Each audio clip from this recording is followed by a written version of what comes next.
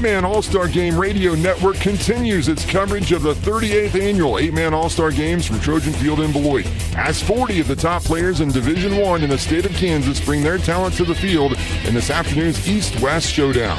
Here with all the play-by-play action of the 8-Man Division I All-Star Game is Dusty Dinas.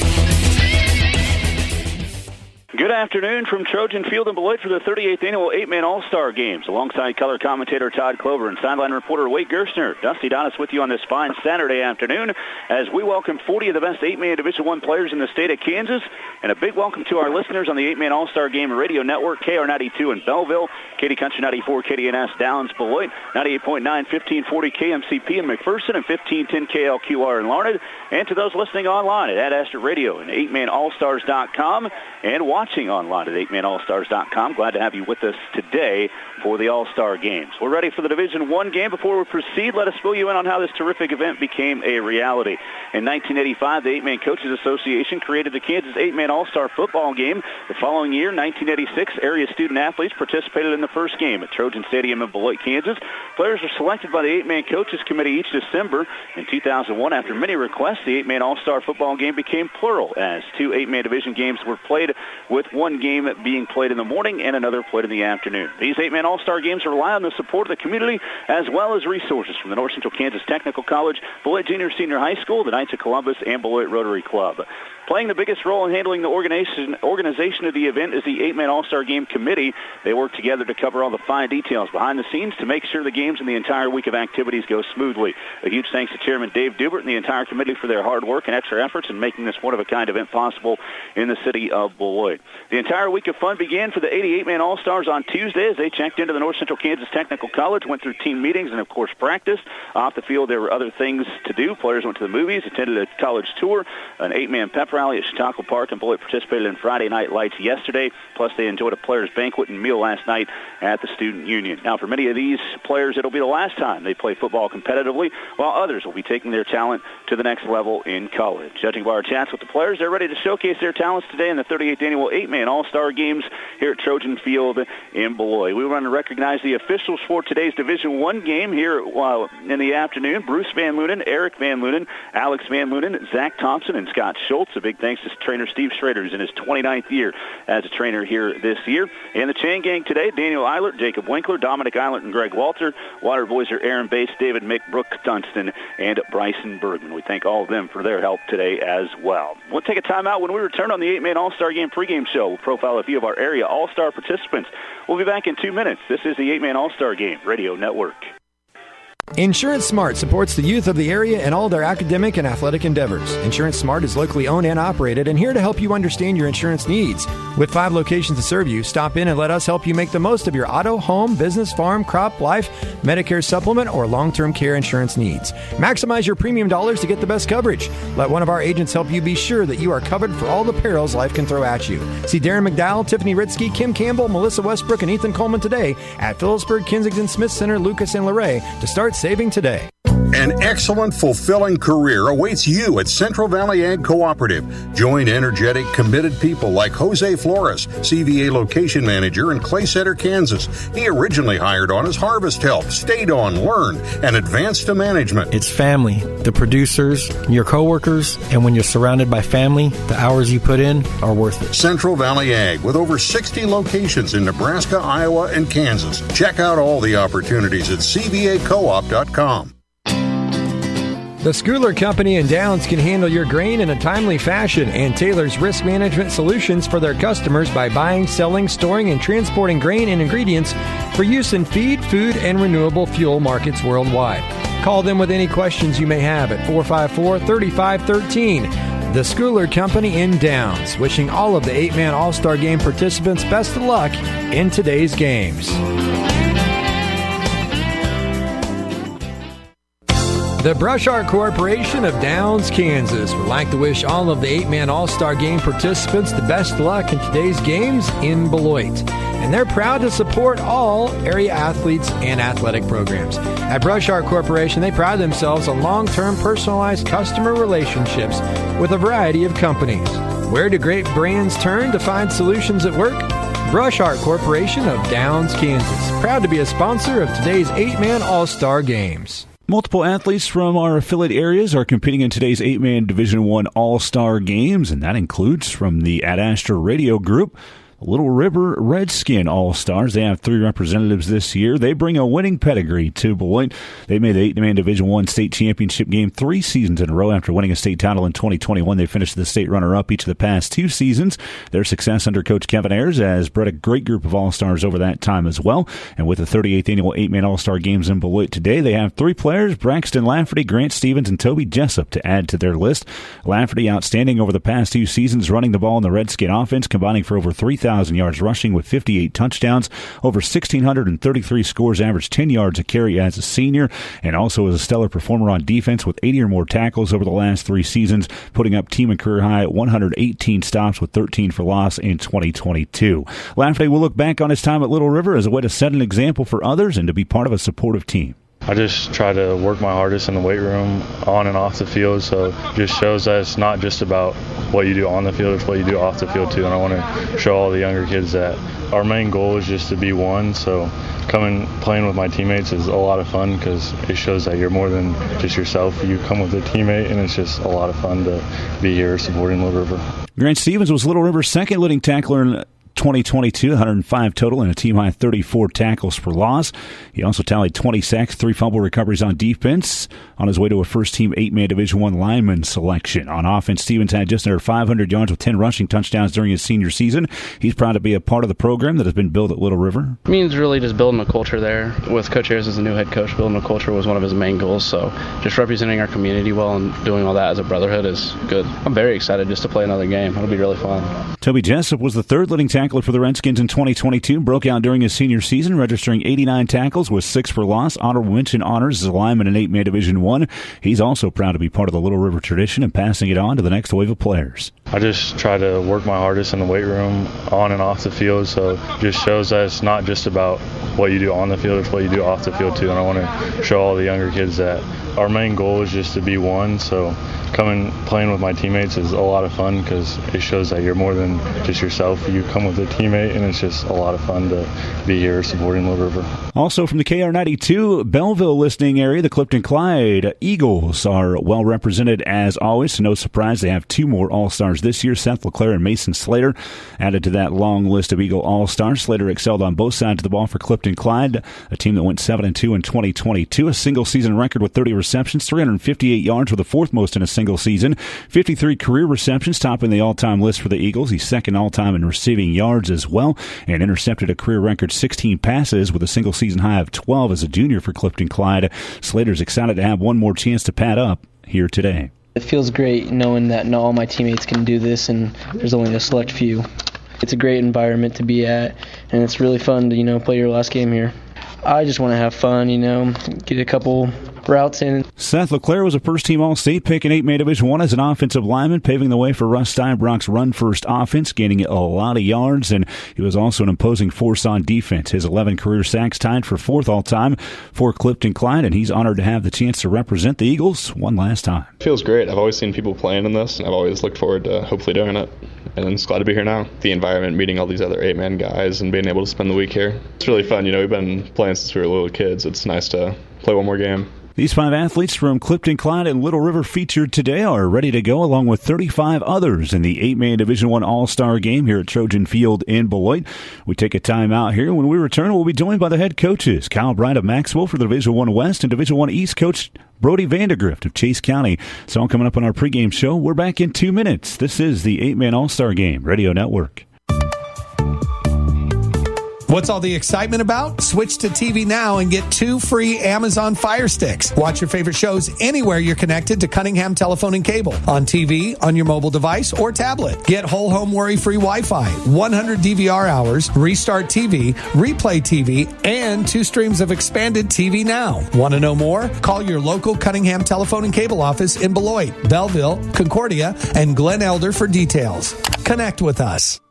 Always here for you to assist with your estate planning needs. The Guaranty State Bank and Trust Company. With the Guaranty Trust Department, you receive expert advice, one-on-one personal attention, a wide range of benefits to meet your individual estate planning needs, giving you peace of mind knowing you have a plan in place. Visit GuaranteeState.com, give us a call, or see us in person at any of our 9 locations in North Central Kansas. Member FDIC, the Guarantee State Bank and Trust Company, your community bank.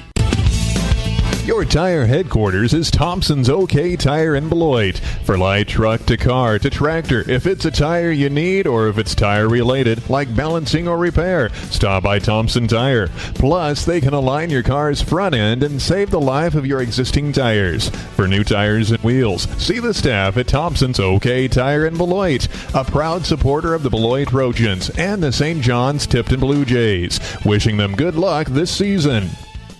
AGCO in Beloit and Cocker City is growing. Come join our winning team and build top-of-the-line products including Fendt and Massey Ferguson planters and sunflower tillage and drills.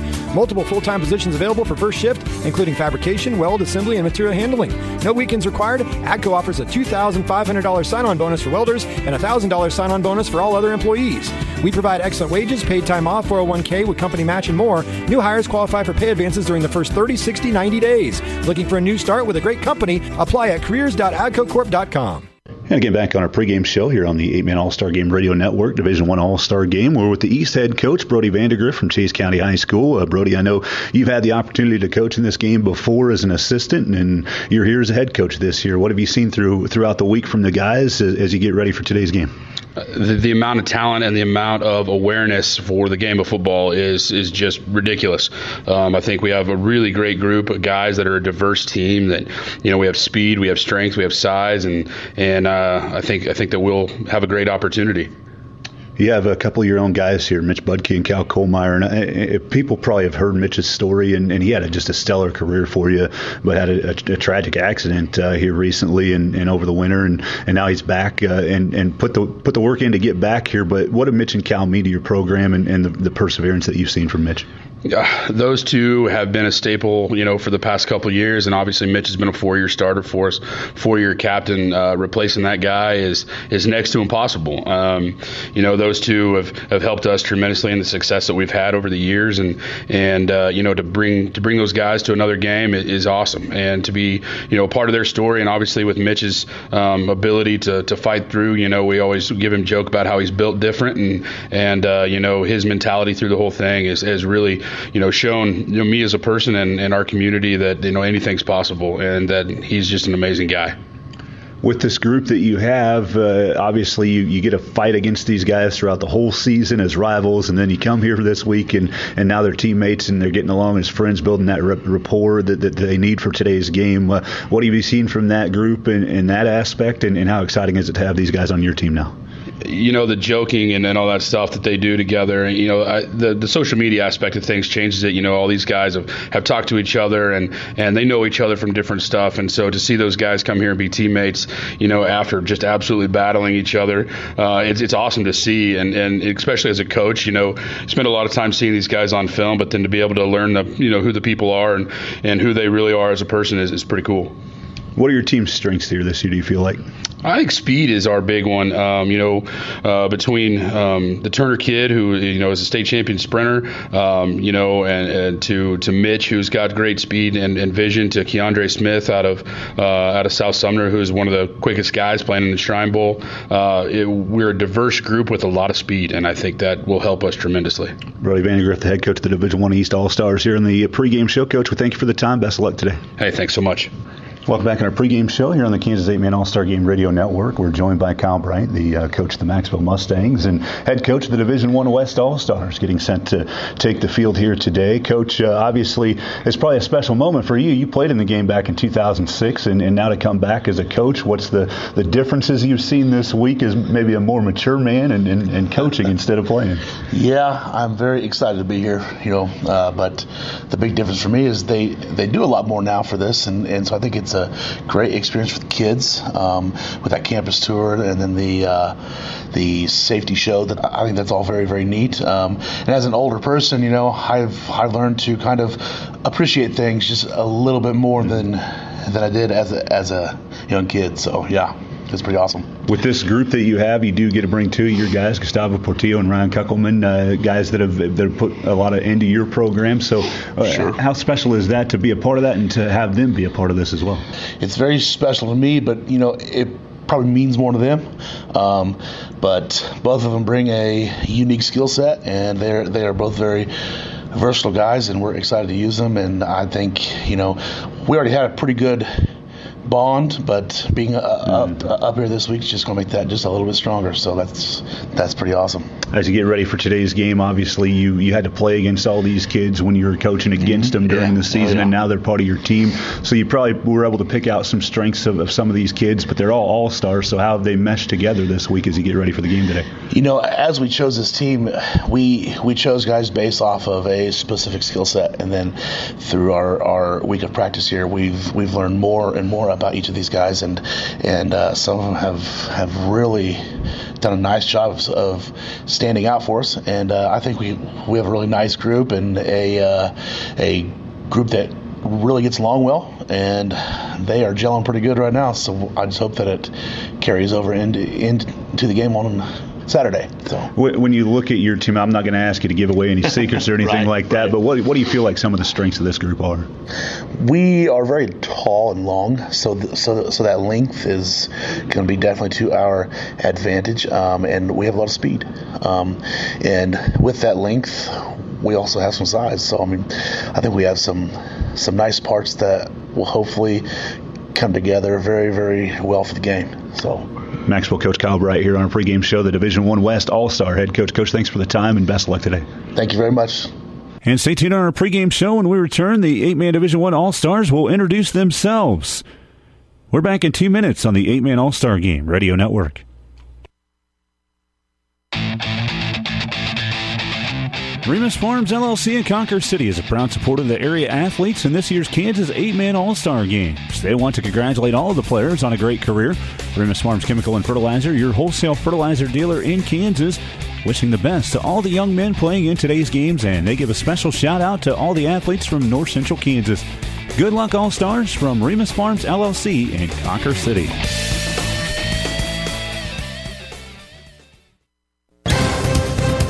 For the latest news, standings, and schedules for your favorite high school teams, visit NCKSports.com, your home on the web for high school sports involving the North Central Activities Association, Northern Plains League, plus Smith Center and Concordia. Visit NCKSports.com today. A big thanks to our sponsors, Thompson OK Tire in Beloit, Mankato Professional Pharmacy, S&S Drug and Home Health, Brush Art Corporation and the Brush Group, Cunningham Telephone and Cable, and by Farm Bureau Financial Services, Todd Clover, Sales Associate.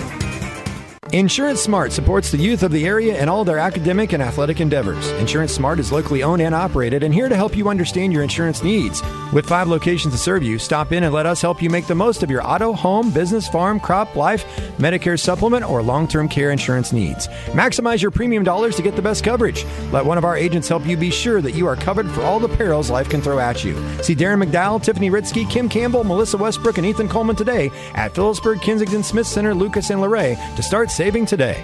An excellent, fulfilling career awaits you at Central Valley Ag Cooperative. Join energetic, committed people like Jose Flores, CVA location manager in Clay Center, Kansas. He originally hired on as harvest help, stayed on, learned, and advanced to management. It's family, the producers, your coworkers, and when you're surrounded by family, the hours you put in are worth it. Central Valley Ag, with over 60 locations in Nebraska, Iowa, and Kansas. Check out all the opportunities at cvacoop.com. We now introduce the 8-man Division I East All-Stars, coached by Brody Vandegrift of Chase County High School, assisted by Alex McMillan from Madison and Sean Blosser of South Sumner. Bryson Turner, running back, Madison High School. Keandre Smith, QB, Caldwell, Kansas. Dustin Montgomery, safety, West Oak. Gavin Ish, tight end, Madison. Braxton Lafferty, running back, Little River. Kyle Kohlmeyer, defensive end, Chase County. Evan Fairborn, running back, Linden. Matthew Heckman, wide receiver, Burlingame.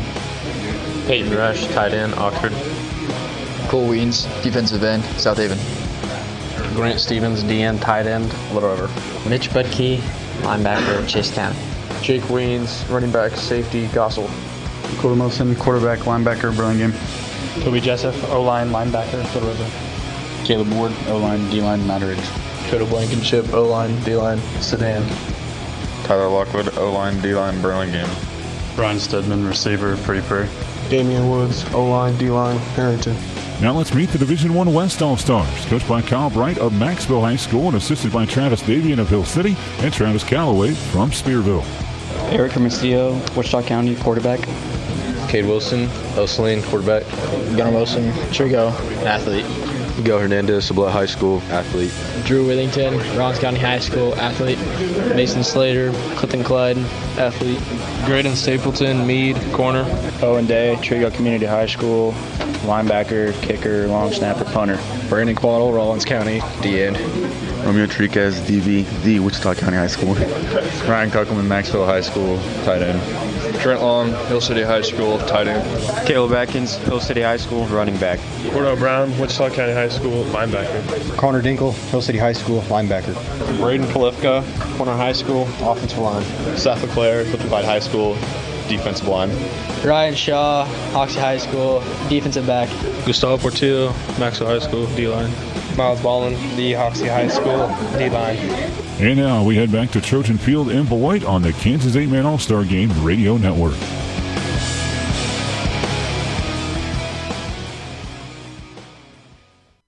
And Dusty Donis back with you here at Trojan Field in Beloit alongside color commentator Todd Clover. Wade Gershon will be on the sideline here today for the Division I All-Star Game from Trojan Field. We're looking forward to today's contest here.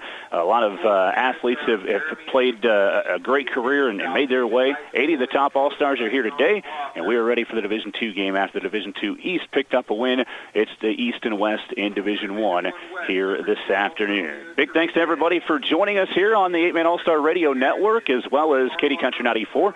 Also online video stream at 8manallstars.com with the Beloit Trojan channel. Again, we thank everybody for tuning in here today. It's the 8-Man Division I East against the West here today, as the West will be in their red uniforms and the East will be in the blue uniforms here today. A little bit warmer, obviously, here in the afternoon than it was at the kickoff of the morning game, which is about 68 degrees. We're going to be approaching probably 80 or so by kickoff of this Division II game, or Division I game, here in the afternoon here today at Trojan Field. The Division I East All-Stars are coached by Brody Vandegrift of Chase County. He's coached 7 years at Chase County with a 37-31 record. They went 9-2 this past season. He's assisted by Alex McMillan, who is from Madison High School, Madison Hamilton football team. McMillan in his last 8-man football game, for now anyway, at least, unless he would go back to coaching 8 minutes. He's headed to Plainville coming up next season after this 8-man All-Star game. Sean Blosser's been here before under the name Caldwell, but now South Sumner High School. Sean Blosser, an assistant coach for the Division I East here at this year's All-Star game. His Outlaws went 9-1 in the first year of a cooperative with Caldwell and South Haven here in 2022. Those are your coaches on the Division I East side. On the Division I West side, Kyle Bright of Maxville played in this game in 2006. He's been 3 years the head coach at Maxville, 17-11 record. They went 9-1 in 2022. Assisted by Travis Davian of Hill City, 6 years there at Hill City at 40-20. They went 10-2 this past season. And Travis Calloway, a Mankato native, a Spearville High School coach, 5 years there. He's 23-24, 7 total at 26-39. Travis Calloway of Spearville rounding out that coaching staff. And Bright, Davian, and Calloway are all having their first ever experience as head coaches here at the All-Star game. And Todd, earlier in this week, I kind of noted that on Thursday you can tell that this is the first time that these guys have been coaching, because offense is taking a little bit longer to put in, terminology and everything like that. They take a little bit more time, but they got the hang of it by the end of the week. And some new coaches, some new blood here on the D1 West squad. Yeah, and as we saw in the first game, some great coaches here, D2, D1. But if you have a great quarterback and some playmakers, it's amazing. It's like a point guard in basketball. They make the coach look a whole lot smarter. Absolutely. So, again, those are your coaches. There's a lot of great talent that will be taking the field today here in this 8-man Division I All-Star game, and we'll tell you a little bit about that here. We'll give you the offensive players for each team to start, and then as we roll in, we'll obviously have defensive starters to tell you about and everything else that goes along with that here with the 8-man All-Star game. Again, we have the Division I West against the Division I East. On the east side of things, they have one of the best running backs in the state and the best sprinters in the state. And Bryson Turner, who's a 5'9", 165-pounder. Coach has told me just put ATH by his name. He's going to be a slot running back. Bryson Turner from Madison, a 3-time state champion in the 100-meter dash, a 2-time state 200-meter champion, also won the triple jump here at state this past season. His quarterback on the east side will be Keandre Smith from Caldwell High School, South Sumner.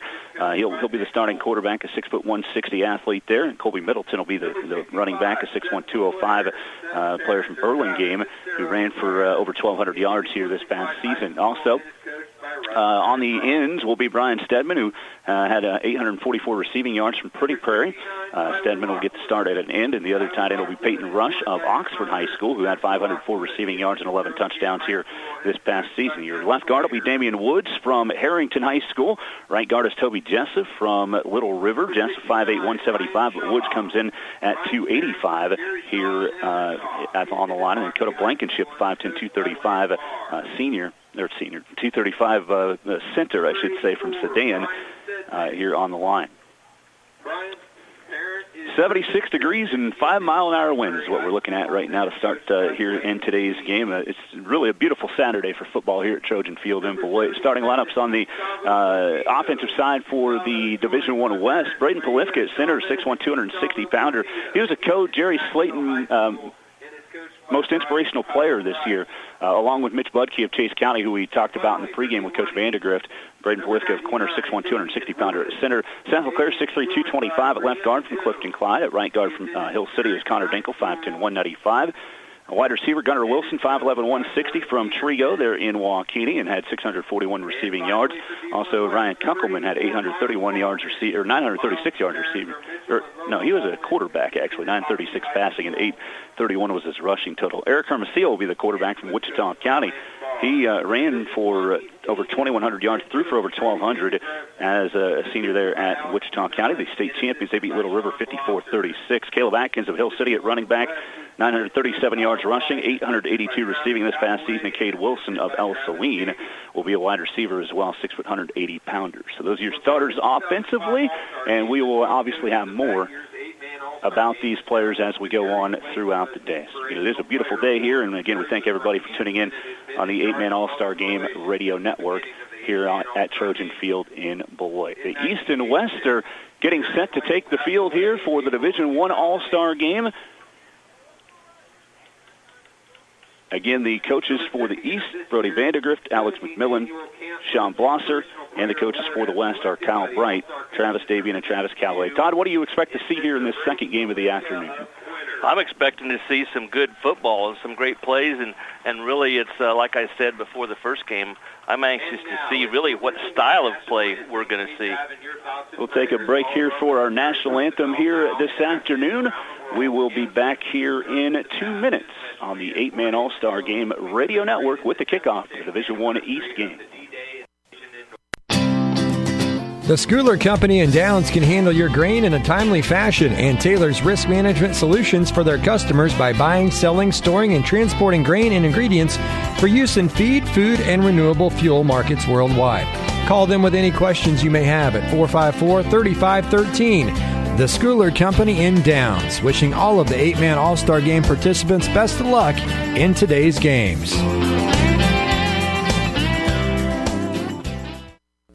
The Brush Art Corporation of Downs, Kansas would like to wish all of the 8-Man All-Star Game participants the best luck in today's games in Beloit. And they're proud to support all area athletes and athletic programs. At Brush Art Corporation, they pride themselves on long-term personalized customer relationships with a variety of companies.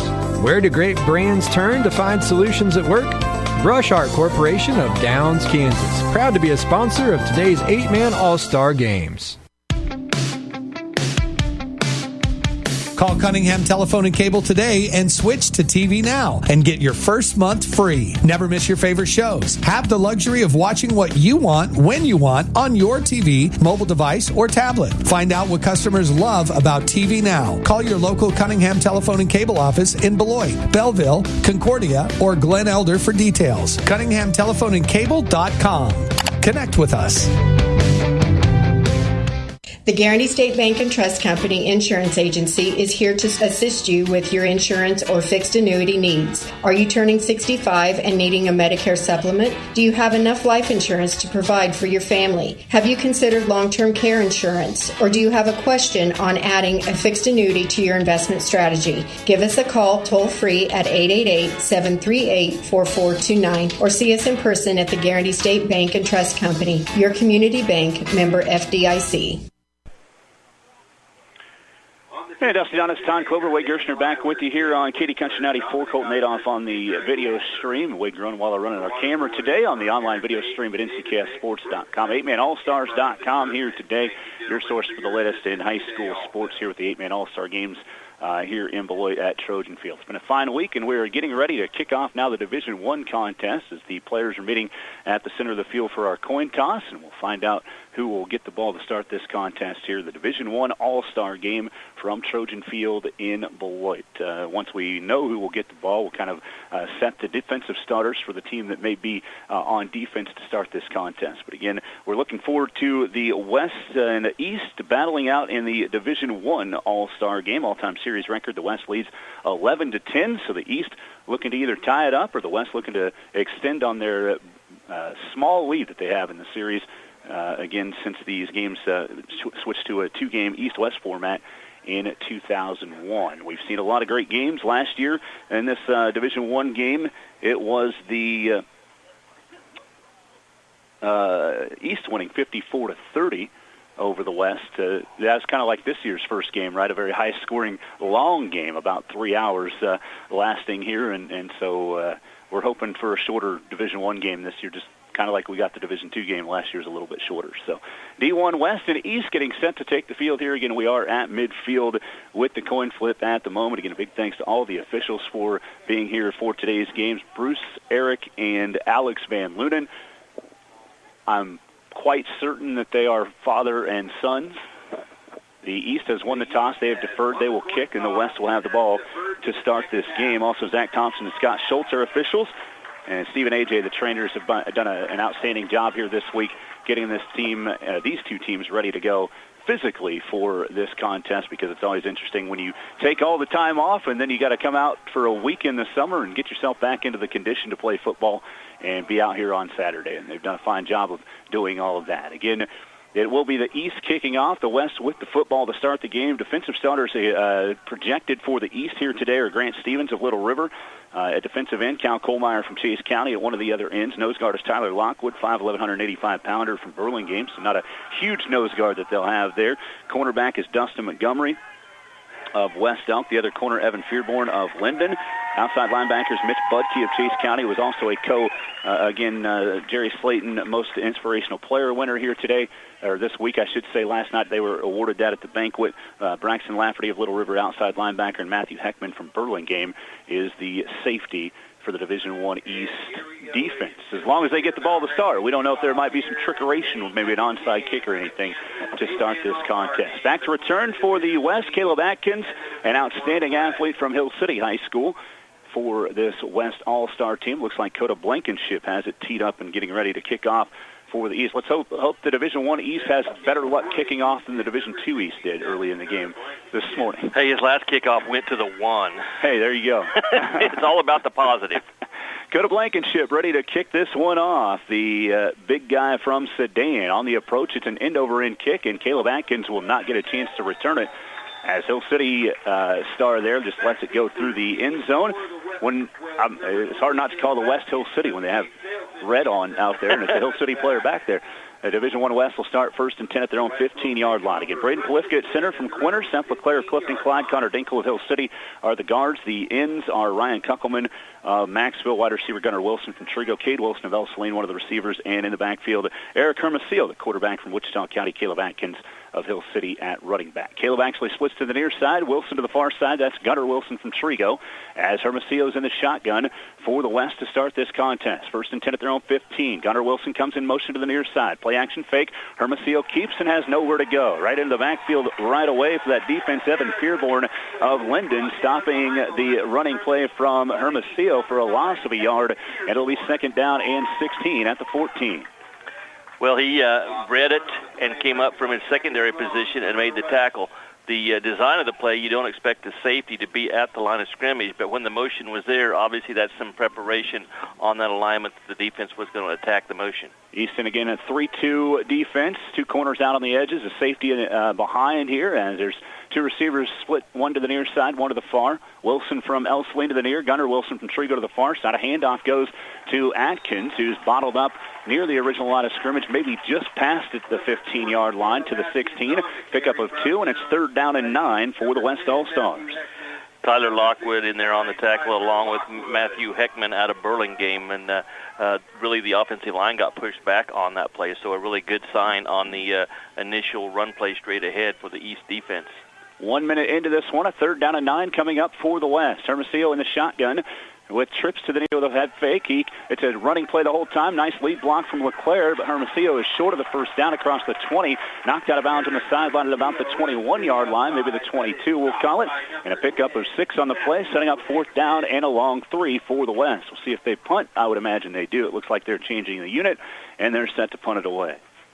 Well, that's a couple great plays by Heckman already. 2 out of the 3 plays. He's the one that's made the tackle, showed great pursuit, speed on that play.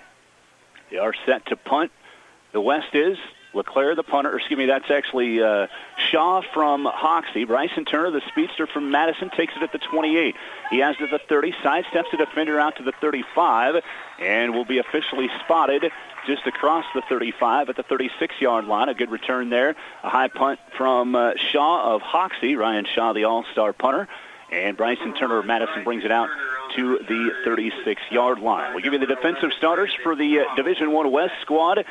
Gustavo Portillo, 6', 255, nose guard. Trent Long of Hill City is one of the ends. The other end is Miles Ballman of Hoxie. Portillo, by the way, from Maxville. Linebackers are Owen Day of Trigo, Cordell Brown of Wichita County, safety Miguel Hernandez from Sublette, and the corners Mason Slater of Clifton Clyde and Graydon Stapleton of Meade. A little play-action fake, and then the handoff goes to Colby Middleton out of the backfield. The Burlingame product goes forward for a pickup of about 4 on the first down run, and it sets up now 2nd down and 6.5 for the East squad. Miles Ballman out of Hoxie, 6'4", 195, defensive end in there to make the initial tackle. Knows the football just inside the 40-yard line there at midfield. 2nd down and a long 6. Snap goes to Smith, and he hands it off to Turner. Nowhere to go that time, as he is stopped in the backfield. Long, Ballman, as well as Brown are all there for the West. A loss of 5 on the play, and it's now 3rd down and 11. Well, just good scouting by the coaches, because you have another motion with the fastest guy in the state in Turner, but Cordell Brown, number 22 out of Wichita County, makes the play in the backfield. You don't want that speed to get turned upfield if you are a fan of the defense. West went 3 and out. Their defense is trying to do the same to the east. The snap goes to Keandre Smith. He runs to the far side and into the backfield quickly, allowing nothing, is the very long Trent Long from Hill City. A loss of another yard, and it's 4th down and 12 for the East, and likely in a punch situation with the down and distance here. You saying 6'6"? That's pretty impressive. We saw some good defensive end play in the first game, and we're seeing that so far here. The key to playing defense is keeping that cornerback or running back from getting to the outside. West has tall basketball player bodies, and they are actually really good basketball players, too. Here's a snap. It's actually a fake. I don't know if it was supposed to be. Keandre Smith trying to get away from Owen Day and cannot on the near side. Picked up 3 yards. He needed 12, and it's a turnover on downs as the West will take over at the East 37-yard line. They actually gave him an extra yard on the end of that play, but still only 4 when he needed 12. Yeah, it wasn't a fake. Didn't think so. The punter was not very deep, and nobody blocked Trent Long at 6'6", and he really wasn't coming super hard, but the punter could see he was there because he was untouched and decided not to get it blocked. So the West with a big stop there and a turnover on downs. No score yet, 8:54 to play first quarter. The West with the ball back. Hermosillo in at the quarterback position. There's some movement on the front line. Out there offensively here for the West is Romeo Tariquez of Wichita County at a wide receiver to start this possession. And the 5-yard penalty is on the West, so it'll set up a 1st and 15 now after the false start. Well, we're seeing a totally different style of ball game. We're seeing both teams try and run the football initially, and right now the defense is kind of got things under control. See if there's a pass play here to try and loosen this defense up. Trips to the far side are Tariquez, Gunnar Wilson, and Atkins. Kunkelman is lined tight on the near side from Maxville. Hermosillo takes the snap, bubble screen to Atkins, far side, has it midfield, kind of ducked down and lost his footing a little bit, gets back past the original line of scrimmage there, and not much more. And that will spot at a yard past that. Second down in about 9.5 to go after about a 6-yard pass play from Hermosillo to Atkins. Yep, Heckman with his third tackle of the game. Heckman from Burlingame, a great athlete for that squad. We'll call that a 5-yard pickup, so second down and 10 coming up for the West. In motion near side, Gunnar Wilson. Hermosillo fakes a handoff there, tries to cut back on a counter, breaks the first wave of defense, but can't get by Coda Blankenship, the big nose guard there in the middle of the field. Or actually, that's Tyler Lockwood that time from Burlingame that made the stop. And a gain of a yard for Hermosillo. It's third down and 9. Right now what you're seeing, Dusty, is the defense is just attacking the line of scrimmage, saying we're going to stop this run game. And they're not really respecting anything in the pass game yet, so you're going to have to throw the football to see if you can back these guys off a little bit. 7:50 first quarter, no score as Hermosillo's in the shotgun, 2 receivers to the near side. Hermosillo lobs one over the head of Wilson on the near sideline, out of bounds over his head by about 5 yards at the east 26-yard line. And that sets up now fourth down and 7 from the east 37. Looks like the West will punt again. Yeah, you can see from the east, they know the quarterback's quick. They know he likes to keep the ball and run, and that's why they're doing a good job of bringing some guys up on the corner when they recognize what play the ball is going to. Shaw to punt again. Turner back to return a very high punt as Turner doesn't let it go toward it as it's flying out of bounds on the far sideline. We'll see where it actually went out. It bounced at about the 4, and the official on the far side spots it at the 11-yard line. It'll be first and 10 for the East from that spot. 7:37 to play here in the first quarter. No score yet here from Beloit at Trojan Field in our Division I All-Star game. Well, it got the jitters out. Got 9 offensive snaps so far. Now let's see if the offense can execute a little bit. East back on offense here with Smith in the shotgun and hands it off to Middleton, who goes forward across the 10 back to the 12-yard line. So pickup of 1 on the play. Second down and 9. Colby Middleton a couple carries for 5 yards early in this one. Owen Day, Trigo Community, 6', 205 with a nice tackle. Owen played linebacker for Trigo, played quarterback as well. He had 111 tackles in his career with the Golden Eagles over the last 4 years. Second down and 9 coming up for the East. Smith, play action, wants to throw, goes to the far side and airmails it to a wide open target on that far side. Peyton Rush just on the sideline by himself, and too much juice on it from Smith. It falls incomplete about 2 yards ahead of the line of scrimmage at the 15, and it's third down and 9. Since the end's deep, nobody's open, so you get your outlet to the running back on the flat. But once again, kind of happy feet back there and not planting and stepping with your front foot towards your target, and that's why these passes have not been accurate at this point. Third down and 9 now for the Division I East. 7:04 in the first quarter, no score.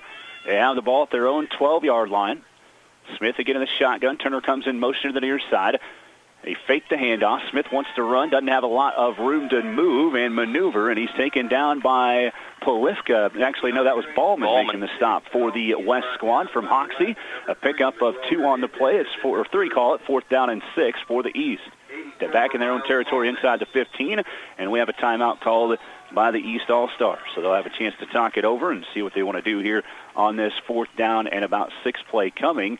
Be pretty ballsy if you tried to go for it here, but usually if you're calling a timeout, are you setting something up to go for it, Todd? Well, you know what I always say in this situation, you don't call timeout to say punt, but you don't go for it in a defensive game at your 15-yard line, because right now you can see that both defenses have total control of the offenses at this point. Now, is that going to change? Yes, it's going to change. I don't think this is going to be 0-0 much longer, but that's why you have to understand from a coaching standpoint, how's the game being played? Yeah, you're going to gamble more and go for it in situations if it's a high-scoring game and the offense is executing. But when you're in bad field position and can't move the ball at this point, your defense is playing well, that's when you punt the football. So I'm not sure what the timeout was for, but I'm sure they had a good reason. Keandre Smith does appear to be back to punt here for the East squad after that timeout. And probably what they're talking about is doing a better job of blocking for the punt. Yeah.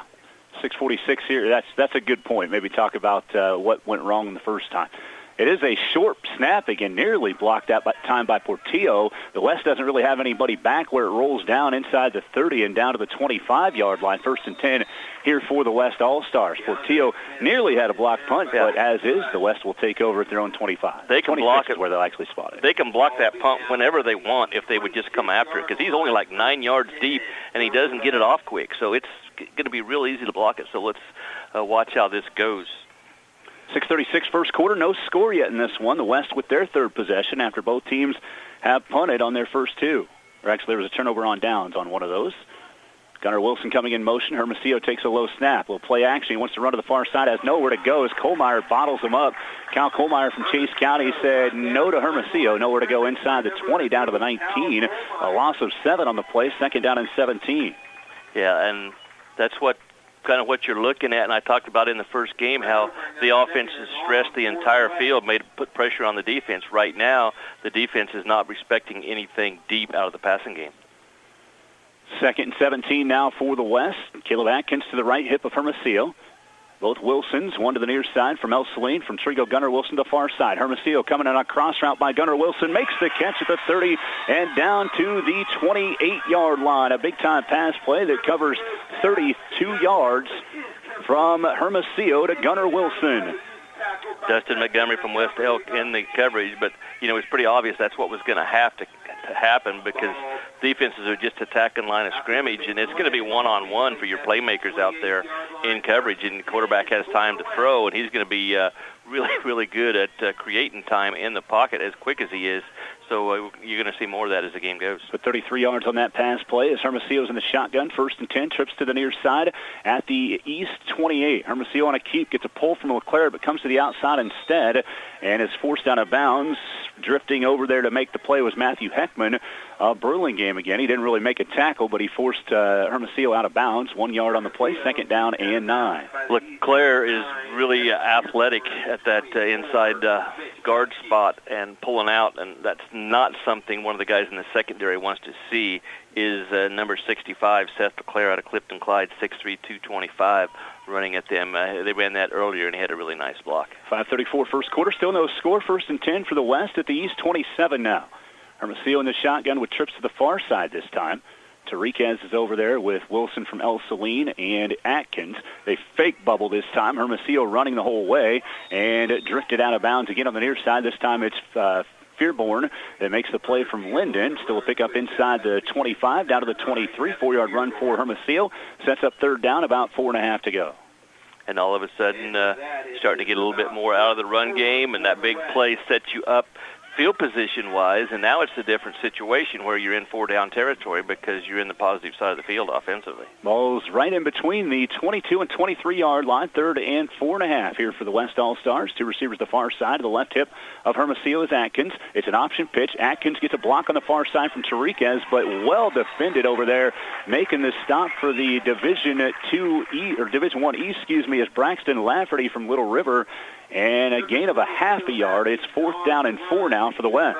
Yeah, his forward progress came to a screeching halt when Mr. Lafferty, known as Braxton Lafferty from Little River, 6'1", 195, with a big hit. And so that's going to bring up the first big play of the ball game here for the offense.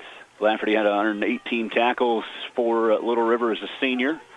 A runner-up finish at state, losing to Wichita County in the championship. 4th down and 4 for the West. Trips bunch to the near side. Hermosillo takes the snap. He's running near side. Gets that lead block again, but LeClaire ran past one of the defenders, and it is again Fearborn in the backfield to make the stop on Hermosillo.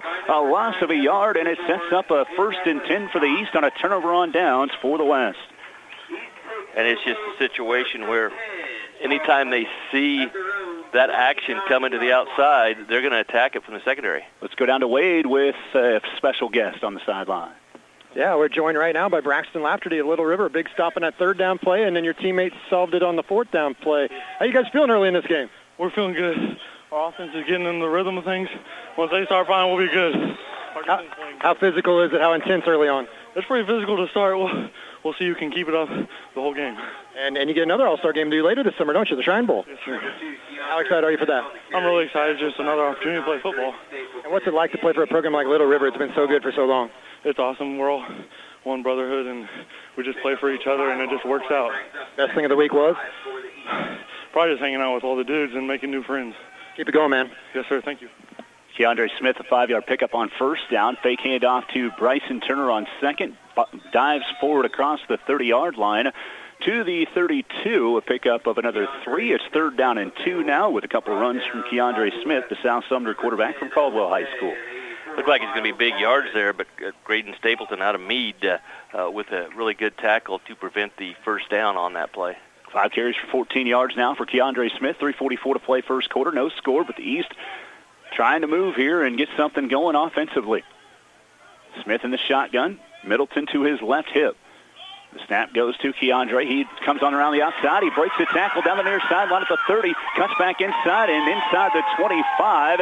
And down to about the 20-yard line is where they'll spot him. And the most active player defensively, Stedman, he wasn't on defense because it's his offense running the football, but he was running right along the receiver on the sideline cheering for him. And the last interview, you talked about the dudes, and you say this team is really tight and really fired up to win this game. 32-yard pickup for Keandre Smith down to the 20-yard line of the Division I West. He's in the shotgun with Bryson Turner to his right hip this time. One receiver split to the near side for the East as Smith keeps and goes far side. Breaks off a tackle, cuts back inside at the 10 to the 5. Touchdown, Keandre Smith from South Sumner for the Division I East All-Stars. A 20-yard scamper, and it's the early lead for the East of 6-0 with 3:02 to play here in quarter number 1. Well, you don't want to miss tackles, and there was 3 tackles missed on the play. Why were they missed? They were missed because of the athleticism of the back. You missed that first one, and now all of a sudden you get that athletic ability turned upfield, and he can show how he is very hard to tackle in the open field. 20-yard touchdown run for Keandre Smith. Bryson Turner in the Wildcat formation this time from Madison, and nowhere to go. It's probably kind of showing your hand when you have Turner back there taking the snap that you're going to run, and he stopped short of the goal line on the 2-point attempt. It is now a lead of 6-0 with 3:02 to play here in this first quarter. Hey, we got the man of the hour just scored the touchdown, DeAndre Smith. Hey, man, you saw something out there and you exploited it. You got to hit the Jets, right? Yeah, so I did. I seen the gap, and I just planted my foot and hit it. How important is it, the vision, to be a ball carrier? It's very important. I mean, if our line wasn't there, there'd be no holes, and they opened them up for me, and I used my quickness and hit the holes that they opened. And good things happen usually. What's this week been like for you? It's been fun. I mean, we're the only ones that are really bonded together. We'd go eat together, go movies together. We did everything together. And it's real fun. And we just worked hard for it. Congrats on the touchdown. Catch your breath. We'll see you out there in a little bit. Thank you. Dusty, back to you.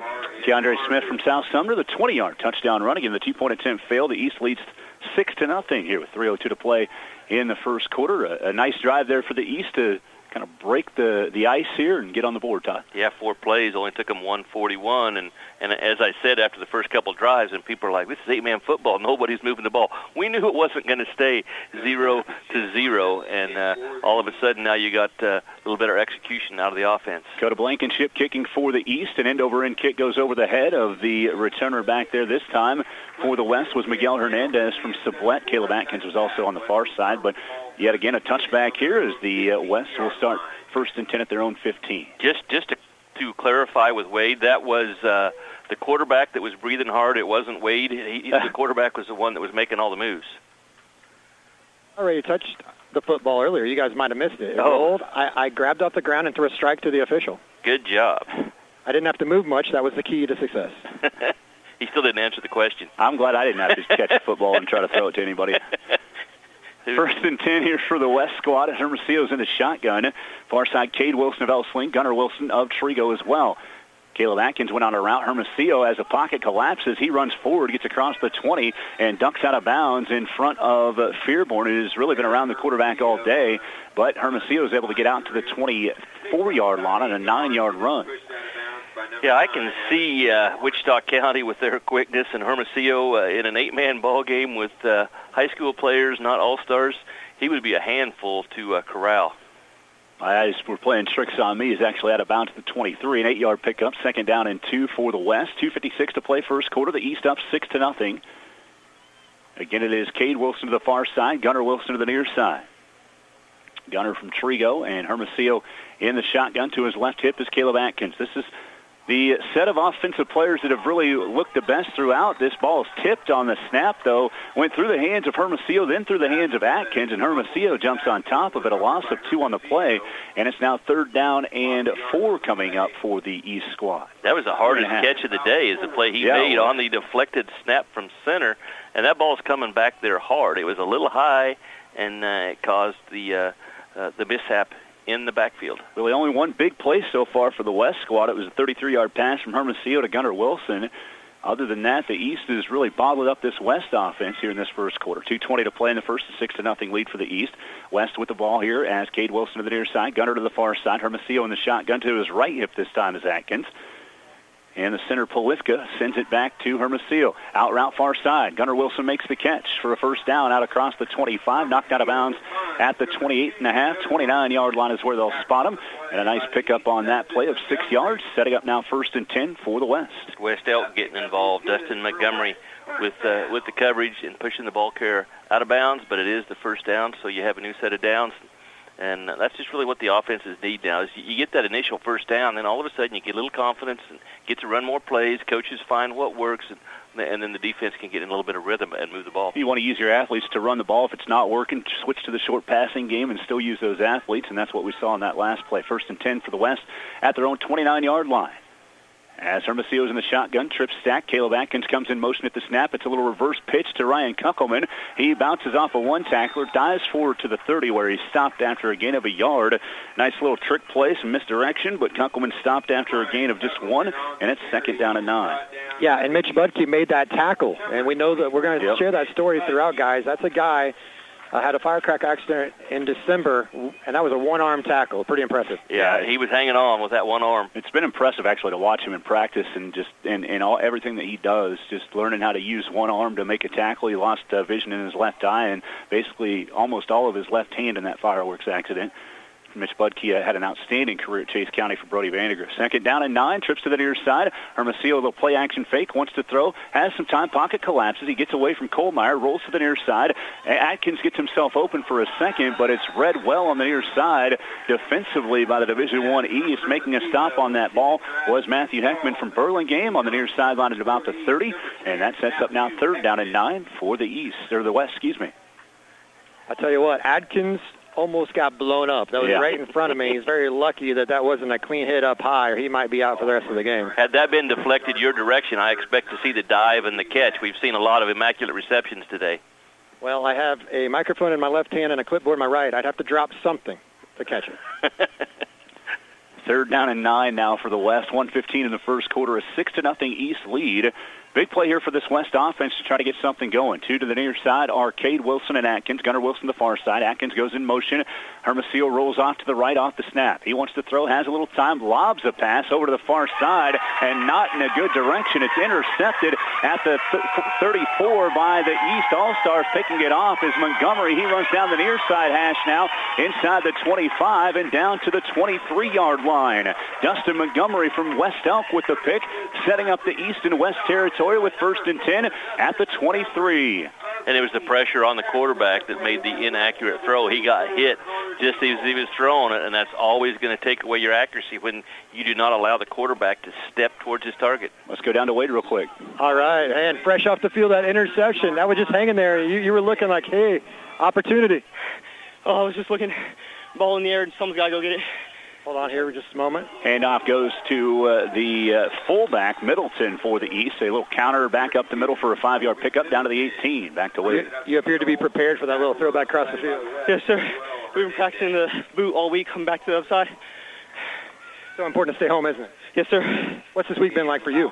It's been a really fun week, meeting all my teammates, getting acquainted and helping everybody out, trying to learn the defense, learn offense, and help each other out. A question for you here in just a moment. DeAndre Smith in the shotgun here on a 2nd down and 5 play for the East as he hands it off to, actually fakes the handoff to Bryson Turner, bottled up right away by Portillo. No gain on the play, actually a loss of a half a yard, and it's now 3rd down and 6. What's it mean for you to represent your school on top of all this? It's a real honor to represent my school and Coach Haig, keeping all of them in my prayers since I'm going through this. I'm going to try to keep going and win this game for my team. Hey, great start so far. Keep it going. All right, thank you.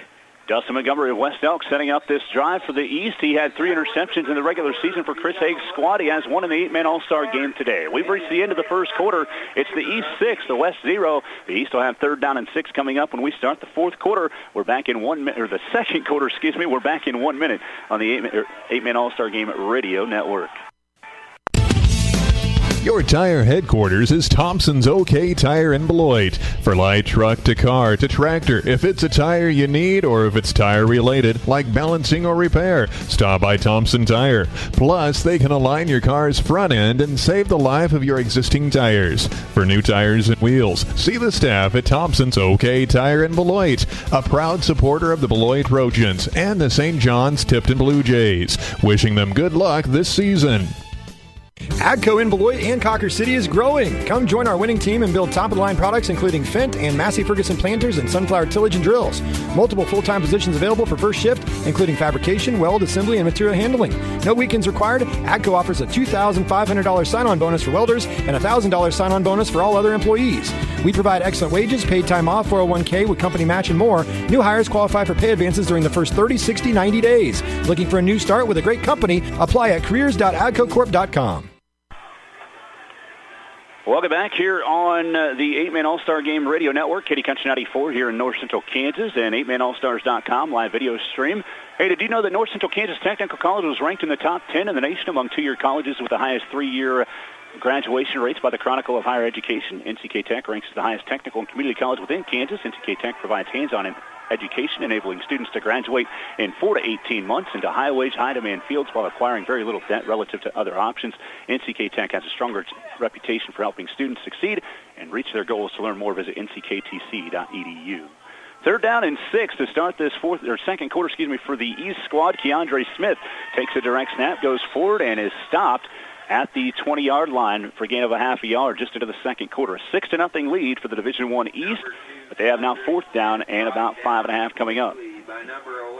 Bad field position. Obviously, you want to get the punt off and put your defense in a better situation, and the punting games have been pretty good so far. I'm sorry. What are you punting for? The 19 of the other team. Yeah, you changed directions. You changed directions on me. 4th down and about 6th to 19. Quick pitch near side goes to Bryson Turner, and getting into the backfield to force a turnover on downs. That is the Sublette native, Miguel Hernandez, with a stop of a loss of a yard for Turner. And it goes right back to the Division I West, a huge stop for the defense. Just coming up quick and perfect tackle out of the secondary. Really impressed in the first game, even though there was a lot of points. That was more because of the explosive passing games, but the tackling so good. And what we saw right there, that's just textbook tackling. West taking over with 1st and 10 now at the 20-yard line. So it ended up being a loss of about 2 on that play, and it sends the East back to the sideline offensively, and the defense comes back out. This East defense has played very, very well so far in this contest. Again, just the one big play, the 33-yard pass play from Hermosillo to Gunnar Wilson midway through that first quarter. Hermosillo in the shotgun. To his left hip is Caleb Atkins. 2 receivers to the far side, 1 to the near. Atkins gets the call, sheds a tackle, and dives forward out to the 25-yard line. A 5-yard run on 1st down for Atkins. 2nd and 5 for West. Lafferty and Budke combined for the tackle on that play. And coaching-wise, when you see guys in the secondary coming up and making tackles, that's when you have to do some play action and go over the top. Let's go down to Wade. Hey, I'm here with Caleb Ward, representing Mound Ridge High School. How's the week been for you so far, Caleb? It's been pretty fun. I met a lot of new friends and had a pretty good time here. Seen a few guys you probably saw on the field on the opposite side of the ball, right? Oh, yeah, quite a bit. Feel a little bit odd and weird? Yeah, it was pretty weird at first, but now we're all pretty good friends. So, what's been the best thing about this experience for you? Probably our dorm mates. We all grew pretty close over the week, and now we're pretty good friends, being able to hang out in the dorms every single day. What's it like to play for some of the best coaches in the state? Oh, it's pretty good. It's really good coaching. They taught us a lot this week. So, what's your future plans? I'm probably going to work for a year and then try to save up to go to college. Best of luck to you. Thank you.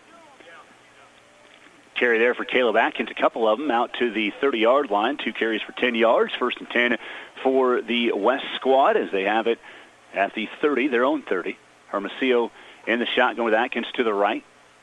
They've just been rotating ends for these receivers. Atkins goes in motion this time to the far side. Hermosillo with a little pop lob pass over the top. Kuckelman reaches out and grabs it down inside the 30 to the 24-yard line. A 26-yard pass from Hermosillo to the 6'5", 6'6" Ryan Kuckelman from Maxville. Yeah, that's how you got to loosen things up. You got to get somebody over the top, and that's exactly what you do, and that's your big target that he runs right by the guy that's supposed to be covering him, so he's wide open and a good speed to catch up, but just too much size for the receiver, and that'll help the run game. 10:20 in the first half. It's 6-0 in favor of the East All-Stars, but the West looking to strike here at the East 24. Direct snap, Hermosillo running to the 20-yard line and knocked down right there by Heckman. After a pickup of 4, it's 2nd down and 6 down as near hash. 4 for Hermosillo and 2nd and 6 with the ball right at the 20-yard line. And guys, if my notes are accurate, Ryan Kuckelman played quarterback. Yep. And now he's playing tight end in an all-star game and looking like Travis Kelce. Yeah, absolutely. His body frame is definitely well suited for tight end here in an all-star game for sure. Hermosillo picked up 4 on that carry. He's got 12 yards now on 9 carries. He's thrown for 71 yards on 4 of 8. Again, the West taking a timeout here as the East leads 6-0 with 9:42 to play in the first quarter. Each team has 2 timeouts remaining here in this first half. The West All-Stars, again, coached by Kyle Bright, who played in this game back in 2006 at Maxville graduate, and now the Maxville head coach. Wade and I were both talking to Kyle this week about his basketball days when he played, and we both broadcasted games of his back then in 2006 tournament. I remember them playing Jewel White Rock. I think Wade was probably covering B&B or something down there. Yes, I was, and I talked to Coach Bright, and I said, you played basketball back in the day. I remember your name. He says, yeah, that was a long, many pounds ago. I said, well, many hair ago, if that's such a thing, when I had a little thicker hair. So him and I have aged in different ways. That's not that long ago. Oh, it was 17, 18 years ago. It feels that long ago some days, that's for sure. You know, Heckman and Lafferty are really good defenders, what we're seeing here in this first half. Absolutely, and Heckman obviously he had 55 tackles, 8 interceptions. So you can see him around the ball too today in this game, and can tell why he would have had 8 picks during the regular season there for the Burlingame Bearcats. He gets there quick. Yeah, he does. 2nd down and 6 now for the West at the East 20-yard line. Hermosillo in the shotgun. One running back to his right is Shaw from Hoxie. It's a pass all the way out to the Ballman on an out route on the far hash. He gets inside the 10 and down to the 5-yard line. That's a 15-yard pass play from Hermosillo to Ballman to the 5 and a first down for the West. Well, that's what you're just going to have to do is incorporate a little bit more of the passing game because these defenses are locked in on these run games, and you're seeing receivers that are wide open. I mean, he had 6 yards of separation from anybody on that play. First catch of the game for Ballman. Sets up now 1st down and goal at the 5 for the West All-Stars. 9:16 and counting in the first half. A 6-0 lead for the East. And the shotgun again is Hermosillo. Trips bunch to the far side this time. Atkins, Tariquez, and Wilson. Hermosillo on a naked bootleg at the 5. Tries to dive inside. Broke through the first tackler, but not the second two. Montgomery's there to make the stop along with the other Burlingame player in the backfield there, Lockwood, to make the stop after a 1-yard gain for Hermosillo. 2nd and goal at the 4. You can really see how Hermosillo is going to make people miss in the open field, and during the fall, I'm guessing he made a lot of people look silly trying to tackle him. Absolutely. Today, you got much better athletes, and they're doing a good job of keeping him from getting into the open field. 2nd down and goal at the 4-yard line now for the West All-Stars. Hermosillo in the shotgun. 2 receivers to the far side, 1 to the near. Atkins along with Hermosillo in the backfield. This is looking to be an out route, but Hermosillo had to duck out to the pocket collapse, and he actually ends up getting a couple yards down to about the 2.5 on a run play there that was supposed to be a pass. It's now 3rd down and goal. Cal Kohlmeyer from Chase County on the stop, and the ball at the 2-yard line. Another 2 yards for Hermosillo. Yep, another linebacker making a play, pretty physical on the tackle. Just about at the 2-yard line. Now 3rd down and goal at the 2. Long wait getting this play in. Yep, taking some time here with 7:50 in this first half and a 6-0 lead for the East All-Stars. The West looking to tie this up and possibly take the lead if they can get a 2-pointer after a touchdown. Touchdown needs to come first, though, for the West All-Stars. Hermosillo getting the shotgun. Ballman split far side this time. Cade Wilson and Gunnar Wilson to the near side. Gunner's in the slot.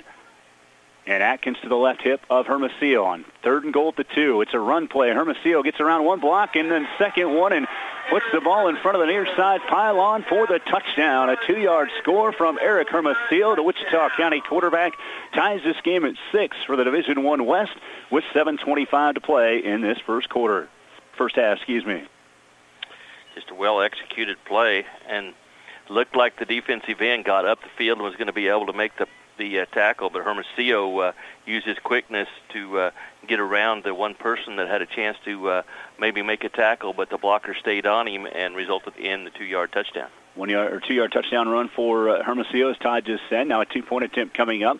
Receiver stacked near side. A little fake on the end around by Gunnar Wilson. Hermosillo keeps and has nowhere to go. There's 3 blue jerseys to stop him. Short of the goal line on the 2-point attempt. 7:25 to play here in this first half. It's a 6-6 tie between the East and West in the Division I All-Star game. Nice little 4-minute drive. Took 8 plays. Went 60 yards after that big stop on 4th down. And that's how you change games. You make the big stop on 4th down, and then you convert on offensively. Go 60 yards, 8 plays, mixed in the pass a lot better. I think that's going to be the answer for the offense. Let's go down to Wade.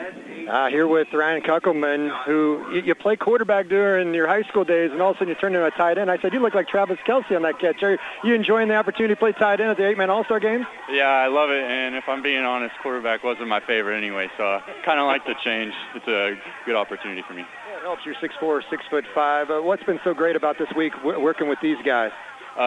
These guys, they got a lot of talent. They make it easy, and they make me look better, and all of our teammates look better, so it's a lot of fun playing with these guys.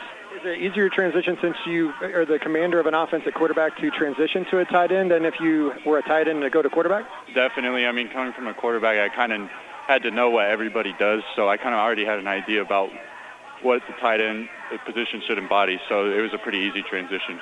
And your dad has been a coach for many years. What's it been like growing up and being, you have a dad/coach relationship? It was everything. I'd say it's the main reason why I have such a wide game knowledge is just because I was around the game my whole life, and part of that is because he taught me a lot too. And what are your future plans? Next year I'm planning to go to K-State and major in marketing. Best of luck. Thank you. Owen Day with the kickoff for the West, and Turner stole it from Smith. Bryson trying to bounce free and almost did out across the 25 to the 26-yard line is where they'll spot this, 27 maybe. Let's spot it at the 27. It was going right to Keandre Smith, and Bryson Turner, the state sprinter speed, says, let me do this, and almost turned it into 6. He's got his touchdown-saving tackle. He's got his cheering section right in front of our booth, and they started to get up and yell when it looked like maybe he was going to get into open spaces. But once again, it's that open field tackling, because he gets the open spaces. I can guarantee you the race is over. I've watched him at state. So have you. 1st and 10 for the East now at the 27. Handoff goes to Turner, and he's wrapped up in the backfield. Long was there, along with a couple other West All-Stars. Trent Long from Hill City has really done a nice job on the edge, and we also saw Brown again in on the stop for the West as well. 2nd down and 11 is it's actually a loss of a yard on the play. Yeah, Cordell Brown blew it up first with good penetration. We've seen him do that a couple times now. So seeing a little bit of talent out of Wichita County. Maybe that's why they went 13-0 in one state. Is that what you're saying? That's what I was saying. I thought you'd catch on pretty quick. 2nd down and 11 coming up now for the East squad. They beat a very good Little River team and really kind of controlled that game most of the way at the state championship game in Newton. Here's snap. Smith looks over the middle. Nice defensive play to knock that ball loose. Boy, Hernandez wanted a pick there, but did a nice job. I don't know if somebody else might have intercepted it or not, but definitely a great play by Hernandez to knock it loose at about the 30, and it's incomplete, setting up 3rd down and 11. Yeah, that's somebody in their zone that comes off of somebody else and makes the play, because the guy in coverage was beat. That was going to be about a 35-yard gain there, but comes off of coverage with eyes in the secondary, reading the quarterback, and that's how you play good zone coverage and get there. 3rd down and 11 coming up for the East. A touchdown for each squad. Keandre Smith from 20 yards out, the quarterback for the East, and Hermosillo a 2-yard run for the West. There's a little movement out up on the front line by Portillo, and He tried to get back on his own side of the field, but his big body said, nope, it's not going to happen. He went across the neutral zone. It's a 5-yard offsides penalty. 3rd down and 6 now for the East. Yeah, out of Maxfield. And Gustavo, he's 6 foot 255 at the nose, right over the ball. When he jumps over, that's pretty hard to miss. He's a big fella. Yeah. So 3rd down and a long 6 now for the East after that penalty, as the East All-Stars will look to make a run here and reclaim the lead. 6:33 to play first half and a 6-6 tie. Nice day today here in Beloit at Trojan Field for the 8-man All-Star games. It ended up being pretty much perfect. Yep, and again, here we go with a 3rd down and 6 now for the East. Middleton moves to the left hip of Smith instead of the right. On this 3rd and 6 play, shotgun formation, we have a whistle. Delay. And a delay of game. So right back where we were, 3rd down and 11. That's the first penalty for the Division I East squad here today. Yeah, I was going to say that we're not going to break what might have been the record for penalties in the last game with the scoring and the penalties and a lot of passing. That's why this game here started almost a half hour late, because it took that last game was first game was a long one, but it was a good one. So we go back to 3rd down and about 10 or 11 yards for the first down. I don't know that they exactly walked off 5 yards on that penalty. Smith takes the shotgun snap. He's pressured out of the pocket, rolls to the far side at the 30, to the 35, to midfield, down the sideline, and knocked out of bounds. Actually stepped out of bounds to where he wouldn't get knocked out of bounds at the 37 of the West. That is a 15-yard run for Keandre Smith, and another first down for the Division I East. Yeah, we'll go down to Wade here real quick. I'm joined now by Clifton Clyde Seth LeClaire. I'm going to play football at Butler Community College. What's it like out there right now? Pretty physical, tight ball game, defensive-minded game, unlike the first game today. Yeah, it's a lot of fun. It's definitely tough. Just got to stay mentally tough and hopefully win this game. Watch this play. It is 1st and 10. Keandre Smith fumbled the snap, and he just had to jump right back on top of it. Boy, there's a collision there at the front line as Gustavo Portillo ran into the center there at the front line. We'll go back down to Wade. How hard is it to get back into football shape? It's been a while since you played football. I've been working and training out to go to Butler, so I've been in decent shape, so it hasn't been too terribly hard for me. Come on now, you got to tell me and be honest. What's it like to play for Coach Russ Steinbrock at Clifton Clyde? Oh, it's a lot of fun. I enjoyed having him around and being coached by him. It's one of my best experiences. It's nice to have a teammate with you here as well. Yeah, all right. You got to go. It is 2nd down and 12 as Smith takes the snap and ducks it across the 35 and down to the 33-yard line on the run play. About a 5-yard pickup, as that was 2nd down and 12. We'll call it actually a 6-yard pickup. It's 3rd and 6 now. Graydon Stapleton out of Meade got him down. Didn't quite get him wrapped up and kind of popped out of there, but was not able to maintain his balance. If he had, there would have been a race. So 3rd down and 6 now for the East All-Stars. 5:17 in the first half and a 6-6 tie. Coming up over center here is Blankenship, the big guy from Sedan, Jessup and Woods. Damian Woods from Harrington. Here's the handoff this time. Actually, Smith kept again out across the 30 down to the 29. A pickup of 2.5, 3 yards. And it's 4th down and 4 after a 2-yard pickup. Like it was Brown again out of Wichita County. Seeing some good linebackers. Hurry up offense here on a 4th down and 4 play for the East. Turner to the near side as it's Middleton to the right hip of Smith. They're trying to get the West to jump off sides. They got their own guy to jump. On the near side, Peyton Rush from his in spot. A 5-yard penalty sets up 4th down and 9. So it's a nice trick to try to pull, but it really puts yourself in a tough position now with 4th and long instead of 4th and mid-range by going quick like that. And well, a lot of times what you're doing on that is you're trying to get him to jump, and then you take a timeout. But obviously, if you're in jumps, there was a play that was called. They were just going on a long count. Yeah. So 4th down and 9 now instead of 4, for the Division I East. Turner in motion to the near side. A high snap to Smith. He's got time to throw. He has one route. Looks down the far sideline to Heckman. Oh, it's in his hands and incomplete in the end zone. What looked like a sure touchdown turns into a turnover on downs, and the West takes over 1st and 10 at their own 34.5-yard line. They dodge a big bullet right there as Heckman couldn't quite reel in the touchdown catch. Well, guys, Smith on that throw, absolutely electric. That ball just, like, it almost slipped out of his hands. He made it effortless. I mean, just a flick of the wrist, and he put it right on the money, but unfortunately wasn't caught. Yeah, I saw Heckman go in for that specific play, so I knew they had something designed for him. With his size and speed, he got opened, just didn't convert the catch. Knows the football just inside the 35-yard line. 1st and 10 for the West after dodging the bullet. We're still tied at 6 with 4:20 to play first half. Play action fake by Hermosillo.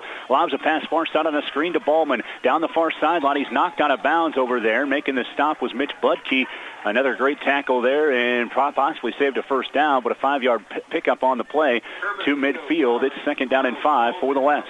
I'll repeat, we're seeing some good linebackers in this game, and you get the guys up front that kind of occupying the blockers a little bit, and these linebackers are kind of roaming free, making tackles at this point for both teams. Miles Ballman with 2 catches now, we'll call it 21 yards receiving, 92 yards passing on 6 of 10 for Eric Hermosillo. Cade Wilson to the near side. Gunnar Wilson, Miles Ballman to the far side. Caleb Atkins to the right. Hip of Hermosillo in the backfield on 2nd down and 4. Low snap handoff. Atkins breaks off the first wave of defense. Dives forward across the 35 and down to the 34. A 6-yard run for Caleb Atkins and a first down for the West at the East 34-yard line. Budke with another tackle. He's getting pretty active from that inside linebacker position, and good initial blocking up front. It looked like it was going to be a huge run, but Budke just gets in there in the nick of time to save what would have been a huge gain. Just under 4 minutes to play first half, a 6-6 tie. The West has 1st and 10 down at the East 34. Hermosillo with Atkins to his right. And 2 to the far side, 1 to the near. Hermosillo hands off to Atkins. Again, he kind of jumps over that first defender and gets down to the 33-yard line. A pickup of a yard on the play, 2nd down and 9. If he does that in the open field, he might get penalized for a hurdle. Who knows? Lafferty with yet another tackle, and I think we got a helmet issue here. Yeah, Budke out here getting work on his helmet here, so sending in defensively for Budke at the linebacker position. This will be Gavin Ish from Madison, the 6'3", 195-pounder. One of the things I noticed about really both of these teams, LeClaire's probably the most imposing guy over there for Clifton Clyde, size and height-wise, but, Lockwood on the front line there or Blankenship as well for the West, those two guys, but, man, there's not a lot of just imposing bodies out there that you see some years in Division I. 2nd down and 9 for the West All-Stars. At the 33-yard line, low snap. Hermosillo play action fake, rolling to the far side, gets away from Kohlmeyer, has time to throw. That pocket collapsed, a lob pass down the far side. Gunnar Wilson was there, but what a play. Matthew Heckman maybe saved a touchdown on this end after he just missed having one of his own on offense. Heckman on that far sideline knocks it loose, and it's incomplete in the end zone, and it's 3rd down and about 8.5, 9 yards now for the West squad. Just got hit as he threw the ball, and Heckman at that free safety spot, He just covered so much ground. He showed his speed on that pass play they ran to him, and then he's long, and he gets that wingspan in there to get the deflection. 3rd down and 8.5 now for the West. Hermosillo in the shotgun. One receiver to each side. Gunnar Wilson to the far side. Cade to the near. The handoff goes to Atkins. Counter play, uses his speed to get to the edge. Has it at the 25, and he's knocked out of bounds, I believe, with enough yardage for the first down. Actually, they gave him a spot a little bit closer than I thought they would. This will be a very close spot. I'm going to guess, they gave him the first down. So we'll give him a 9-yard run on the play for Caleb Atkins and a first down for the West at the East 24. That's a couple times they've got Atkins to the outside and got him turned up field. And if it wasn't for Heckman and his closing ability to make it not quite as big a gain, he could get turned up and going down the sideline. Ball spotted at the far hash. 1st and 10 for the West squad. 2:55 to play first quarter. Still a 6-6 tie. 20-yard touchdown run from Keandre Smith in the first quarter for the East, and a 2-yard touchdown run from Eric Hermosillo of the West about midway through this quarter. Hermosillo with Atkins to his left. Cade Wilson near. Gunnar Wilson far side for the West. Hermosillo sidesteps the first defender, Lafferty, but can't get away from the second. Budke in on a stop again with his teammate Kohlmeyer from Chase County. Loss of a yard for Hermosillo, and it's 2nd down and 11. Dusty, sometimes you see guys that some reason have to go out, and they kind of take their time and lollygag. And I was watching Budke when he got his helmet ready to go. He sprinted so he could get back into the ball game. It means something to him. Yeah, absolutely. He wanted to be in shape and ready to go for this 8-man All-Star game after that fireworks accident in December. Shotgun snap to Hermosillo. He wants to throw lobs over the middle. There's a couple defenders there. Heckman reaches up to pick it off in the end zone. I'm pretty sure that's a touchback, isn't it? He took a knee anyway, so it'll go out to the 15. But Matthew Heckman, after, again, missing an opportunity at a touchdown, thwarts the Division I West chance here offensively. Heckman with the interception for the Division I East from Burlingame. A turnover gives it back to the West, or East, with 2:08 to play first quarter and a 6-6 tie. You know, it's going to be tough to get anything, especially if it hangs up in the air like that one did, to keep Heckman from getting there, because right now he is just dominating on the defensive side of the ball from his free safety spot. That's the second interception of the day for the East squad. Montgomery from West Elk had one earlier. Heckman has one now in the end zone there. He also had 8 interceptions in the regular season, as we mentioned earlier, so gets an interception here today in the 8-man All-Star game. 1st and 10 for the East. And a new player out there for the East offensively as Smith goes down the far sideline looking for Turner on a wheel route down the far sideline at the 34. The pass ball's incomplete, and it's 2nd down and 10 coming up, down to Wade. All right, I'm with the man of the hour here. Man, you talk about your ups and downs. It's always next play, right? You had one that was in your hands, looked like it was going to be a touchdown. You come back, you had a great job of a pass breakup, saving a touchdown. Then the INT. Talk about the ups and downs in the last few minutes that you've been able to do. We ran that play. I dropped it. That's completely on me. I came back to the huddle. Everyone says, next play, next play. I told my teammates I'd get it back. We all trust each other. The best defense out there. We just read it perfectly. They ran that play a couple times, got the pick. All right, stick with us here. Smith with the shotgun snap, goes forward out across to the 15 to the 16, a pickup of a yard, 3rd down and 9. Talk about what it's like on defense to cover so much area there deep in the defensive backfield. It's a big challenge, but I mean, I'm here for a reason, so are the other 2 DBs. We got a lockdown. We all trust each other. That's what makes it such a special defense. What's it been like for you working with these guys all week long? It's amazing. I was a little scared at first because I didn't really know anybody. But after that first practice, we all just came together. Everyone's just playing as one team. And one more for you in a moment. Keandre Smith off the shotgun snap, goes forward, has enough for a 1st down out across the 25 and out to the 29-yard line. A 13-yard run for Keandre Smith, the quarterback from South Sumner, back down to Wade. And what are your plans in the future? What are you going to do? I'll be attending Washburn University to high jump there for their track team. And not sure what I'm going to study yet, but figure it out as I go. Do you feel like you made some new friends for life this week? Oh, absolutely. Every one of these guys on the team is amazing. Congratulations. Great interception. Good luck 2nd half. Thank you.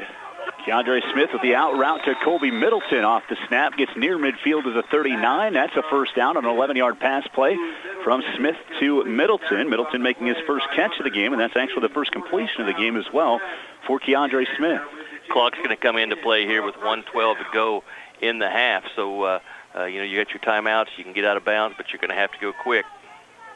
11-yard pickup there, setting up 1st and 10 at midfield for the East. Still 6-6 tie, 1:12 to play first quarter. Keandre Smith takes a shotgun snap. Little pump fake, throws over the middle. The Pretty Prairie product making the catch. Brian Stedman still on his feet on the near side to the 20, inside the 15, and finally knocked down near the 10-yard line. They'll knock him out at the 12. What a play there that covers 28 yards on the pass from Keandre Smith to Brian Stedman. Well, that 28 yards gives them plenty of time now as you're looking at 103, and you got some timeouts, and now you're not going to be in any hurry offensively. So just a huge play, kind of bobbled it initially, but nobody was there to hit him. Makes the play and makes a guy miss a tackle and gets the 28-yard reception. Minute 3 to play in the first half. A 6-6 tie. The ball all the way down to the 12 of the West now. East has it on the near hash. Smith with a backward pass to Bryson Turner at the 15. At the far sideline, jumps over a defender, goes out of bounds. Really, they give him a yard to the 11, so pick up a 1 on the play, it looks like. It'll be 2nd down and 9 at the 11. Yeah, that's a lateral, so throws it backwards. So if that goes to the ground, that's something that you got to be conscious of and get on. But those plays are a little bit harder in 8-man. You just don't have as wide a field to execute that. Turner got out of bounds, so the clock stops with 58 seconds to play in the first half. They're over on the far hash this time with Smith in the shotgun. Weens is split to the near side for the East. The pass goes far side and make a nice play to knock that ball loose. The 9 was Brown. The pass was intended over there for Rush, and it's incomplete, and it's now 3rd down and 9 for the East. I'm going to venture a guess and say Cordell Brown led that defensive team at Wichita County. 83 tackles, 15 for loss. He had 3 fumble recoveries and interception all over the place for that Wichita County squad. Timeout called by the East here with 54 seconds left in the first half and a 6-6 tie. We told you now playing offensively for this East squad and getting some reps is Jacob Weens from Gossel High School. There's another Weens on the team, Cole Weens from South Sumner and South Haven. Asked if they're related. They said no. So it's interesting to have 2 names of Weens, but no relation, but on the same team here for the D1 East. 54 seconds again here in this first half and a 6-6 tie. Yeah, and you got third down here. So as a quarterback, you understand you got an extra down, so you don't want to throw into coverage. But really, what's kind of opened things up for them is to get the receivers deep, or in this case, you could run them to the corners, and it's been the quarterback draw or just running when nobody's been open, which has really been some big run plays from the quarterback spot. So look for, if you have good coverage, what the quarterback does with his feet here, because Smith is pretty quick. Third down and 9 coming up for the East out of the timeout. The East did take that timeout. 1 remaining, West with 2. Third and 9 in the shotgun. Smith, Middleton to his right. Direct snap, direct run forward on a quarterback keep, and Smith is down to the 5 and just inside it to the 4-yard line. A pickup, of 6 on the play, and it's now third down and 2 at the 4. Yeah, not surprised they ran up the middle. 106 yards rushing now on 15 carries with a touchdown for Smith. In the hurry up, the West does take this timeout to avoid the East getting a quick snap here. It's third down and 2 at the 4. West didn't like what they saw there. They wanted to slow things down. There's 32 seconds on the clock here in this first half. Still tied at 6, and the East will come back out of the timeout with a chance to get a first down and get a score here. You don't have to score right away. You have a timeout left with 32 seconds left here, but you do probably maybe draw up a play to get into the end zone if you can, but the 2 yards right now is the most important part of that. Well, obviously you got to get the first down because it's fourth down. You get the first down and don't go out of bounds. The clock is going to stop, so that's going to help you. So you don't have to use a timeout in that situation, but you got to get into play quickly, and then you can use whatever timeouts you have left in this situation. Keandre Smith's done a nice job of commanding this offense today for the Division I East All-Stars. Again, he has 106 yards rushing on 15 carries. He's completed a couple passes on this drive now for 39 yards. And the South Sumner product had an outstanding season as a senior. He threw for only 365 yards and ran for nearly 1,300, so you can tell what his forte is and what he's best at. He did have 30 touchdowns rushing as a senior and averaged 12.5 yards a carry, and he's doing a fine job today for this Division I East squad. Yeah, Dusty, this offense opened up when he started figuring out where he's going to be able to run the football. One receiver to the far side is Turner. Near side is Stedman from Pretty Prairie. Smith in the shotgun. Middleton to his right hip on fourth down and 2. Oh, it was a fake run. It was an RPO to the near side, and getting a hand up there, Caleb Atkins said no to that pass play. And it's incomplete on a rollout by Smith, and a turnover on downs. The West takes over at the 4-yard line. Stedman was wide open. The play worked perfectly, but there is a case of an all-star making a play on defense. And if Smith had a chance to do that over, I think he'd probably lob it over the top instead of a kind of a line drive pass. Well, the East is lucky that all that Atkins did was knock that down. If he gets paws up there on that and picks it, he's gone the other way for about a 75-yard touchdown on a pick 6. But as it is, the West takes it over first and 10 at their own 4. There's still 28 seconds left and a timeout left for the West squad. We'll see what they try to do. Hermosillo in the shotgun. It's a handoff to Atkins, and he ducks forward to the 5, where he's immediately stopped there and a pickup of a yard. Looks like the West will be content to say, hey, we're fine with that 1-yard run by Caleb Atkins, and we'll probably take this to halftime here. Grant Stevens with the tackle out of Little River. And, yeah, because it was his man in coverage because he had a choice to make. He could come up and make the tackle, or the quarterback's going to run it into the end zone. So he does the only thing he can do is to come up and attack the quarterback and then get the deflection. Halftime here at Trojan Field in Beloit. It's the East 6, the West 6, as we get set to head to the break. But first, we have a special guest with Wade down on the field. Yeah, I have Coach McMillan from Madison, Alex McMillan. Man, this has been a defensive battle. 6-6 tie at halftime. Guys had a couple opportunities, a drop ball on a fly pattern that was open, but then the kid redeemed himself, got a pick on the other end of the floor, Heckman. And then right there before half, kids open, but Wes makes a play. What's it been like trying to figure this all out? Hey, Wes has given us everything they got. Coach Price doing a great job with those guys.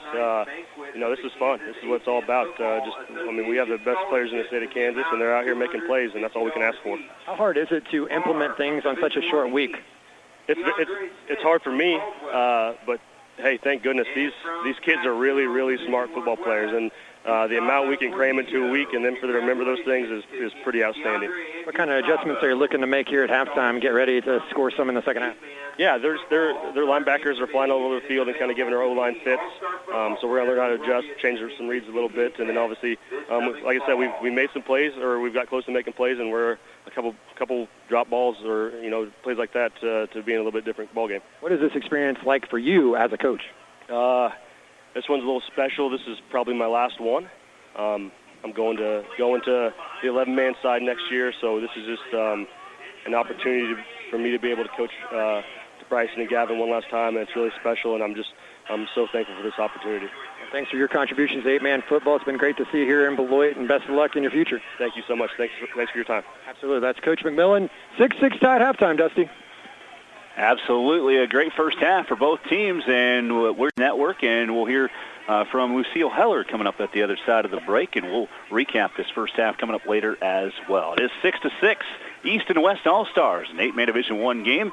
Back after this 2-minute timeout on the Kansas 8-man All-Star Game Radio Network. Remus Farms LLC in Conquer City is a proud supporter of the area athletes in this year's Kansas 8-man All-Star Games. They want to congratulate all of the players on a great career.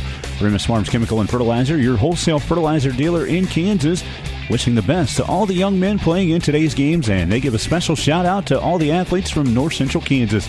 Good luck, All-Stars, from Remus Farms LLC in Conquer City.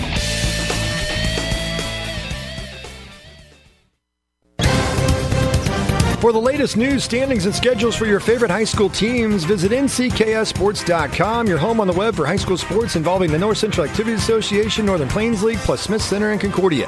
Visit NCKSports.com today. A big thanks to our sponsors, Thompson OK Tire in Beloit, Mankato Professional Pharmacy, S&S Drug and Home Health, Brush Art Corporation and the Brush Group, Cunningham Telephone and Cable, and by Farm Bureau Financial Services, Todd Clover, Sales Associate. Insurance Smart supports the youth of the area in all their academic and athletic endeavors. Insurance Smart is locally owned and operated and here to help you understand your insurance needs. With 5 locations to serve you, stop in and let us help you make the most of your auto, home, business, farm, crop, life, Medicare supplement, or long-term care insurance needs. Maximize your premium dollars to get the best coverage. Let one of our agents help you be sure that you are covered for all the perils life can throw at you. See Darren McDowell, Tiffany Ritzky, Kim Campbell, Melissa Westbrook, and Ethan Coleman today at Phillipsburg, Kensington, Smith Center, Lucas, and Luray to start saving today.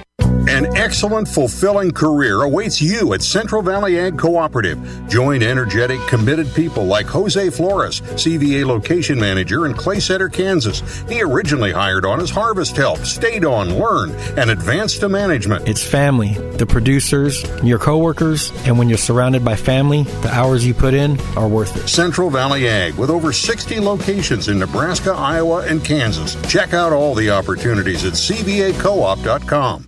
I want to thank Katy Country 94 and the 8-Man All-Star Game Radio Network for giving Mitchell County Tourism a few minutes to do an update on what's happening in our communities in North Central Kansas, and invite you to join us when you can. We're excited to have everyone share our blue waters, the Wakanda Lake and Solomon River, and our scenic rolling hills, Blue Hills of North Central Kansas. Along State Highway 24, the north and south forks of the Solomon River flow together, forming Wakanda Lake, the third largest lake in the state. Thousands of people have enjoyed our camping, fishing, boating, and hunting at Glen Elder State Park each year. We've already had one event with a concert and food on Memorial Weekend and have plans for the big annual Lake Fest event with the beer garden, food trucks, and opening at noon, and chamber fireworks at dark on Saturday night. This year, instead of dueling pianos, we'll have DJ Bridwell concert in the evening, sponsored by Mars Off Trucking. For more details, follow the State Park or Wakanda Cultural Association Facebook pages. Also, inside the park, the Wakanda Cultural Association has updated the Wakanda Visitor and Education Center with the history of the Wakanda Mineral Springs and more displays. New signage and stories about the mineral springs can be found at another location in the park by walking the short hike to the restored Wakanda Springs replica. Or you could try out the Kansas Playground or archery range near the park office and the fully stocked marina. Weddings have also taken place in our state park at the open-air limestone amphitheater. Or take a look at the Barn, a new event center located across Highway 24, north of the park office. On a different note, for our bird watchers, last year there were over 150 sightings of our national bald eagle in and around the Wakanda Lake. In season, our white-tailed deer, turkeys, and ringneck pheasants are well known throughout the country. Find all of our lodges, hotels, RV parks, and recreational services on the tourism website at visitmcks.com. The hub of business activity in our area is Beloit, just one of our 3 cities located on Highway 24. There, the Chautauqua Park offers our visitors a variety of choices with the new water park, frisbee golf, RV parking, shelter houses, and playgrounds in summertime. 2 trails are now located in Beloit, the new Solomon River Trail and the North Campus Trail. In the winter, the Isle of Lights, with over 240 displays, is visited by thousands of people yearly. There are even horse-drawn wagon rides on special weekends. The newest festival in Beloit is the Millapalooza, located all along Mill Street. Join in the fun runs, car show, flea market, wine tasting, or street dance. A full day of activities on Saturday, September 30th. If you're interested in history, the Little Red Schoolhouse is open by appointment in the roadside park on Highway 24. Of course, we also have our native limestone buildings unique to post-rock country. Take a look at the Purdue House, St. John's Church, Mitchell County Courthouse, and even Trojan Stadium, where the 8-man games are hosted. For more limestone history, pick up a walking tour brochure for downtown at one of the stops, the Kettle or S&S drugstore.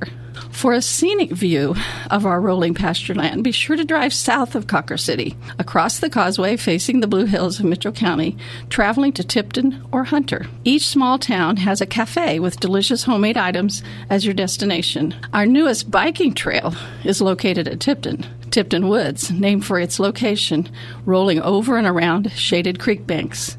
When you're looking for a place to stay, a tasty cafe in a small town, or a meeting room for your family reunion or business anywhere in our county, the easiest way to locate the right place and town is on the website I gave you. Visit mcks.com. If you are familiar with Cawker City, you might be saying, but what about the largest ball of twine? I've discovered that it's already world famous with 50 to 100 visitors each day of the summer, and they do come from all around the world. But it's still a fun stop in Cawker City and wind some new twine on the ball, or read the history of the Stober family who started the ball on their farm. And stop at the new gift shop up the street, Igor's Auditorium and Monster Museum.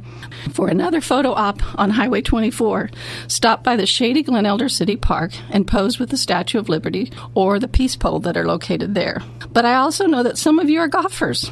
Cawker City, as well as Tipton and Beloit, are also known for their beautiful golf courses. Cawker City's pristine 9-hole golf course is located directly alongside the lake for a great view, whether you win or you lose. So we do hope you'll discover our blue hills and blue waters as you take a drive in north central Kansas. We'd love to have you. The Schooler Company in Downs can handle your grain in a timely fashion and tailors risk management solutions for their customers by buying, selling, storing, and transporting grain and ingredients for use in feed, food, and renewable fuel markets worldwide. Call them with any questions you may have at 454-3513. The Schooler Company in Downs, wishing all of the 8-man All-Star Game participants best of luck in today's games. The Brush Art Corporation of Downs, Kansas would like to wish all of the 8-man All-Star Game participants the best luck in today's games in Beloit. And they're proud to support all area athletes and athletic programs. At Brush Art Corporation, they pride themselves on long-term personalized customer relationships with a variety of companies. Where do great brands turn to find solutions at work? Brush Art Corporation of Downs, Kansas. Proud to be a sponsor of today's 8-Man All-Star Games.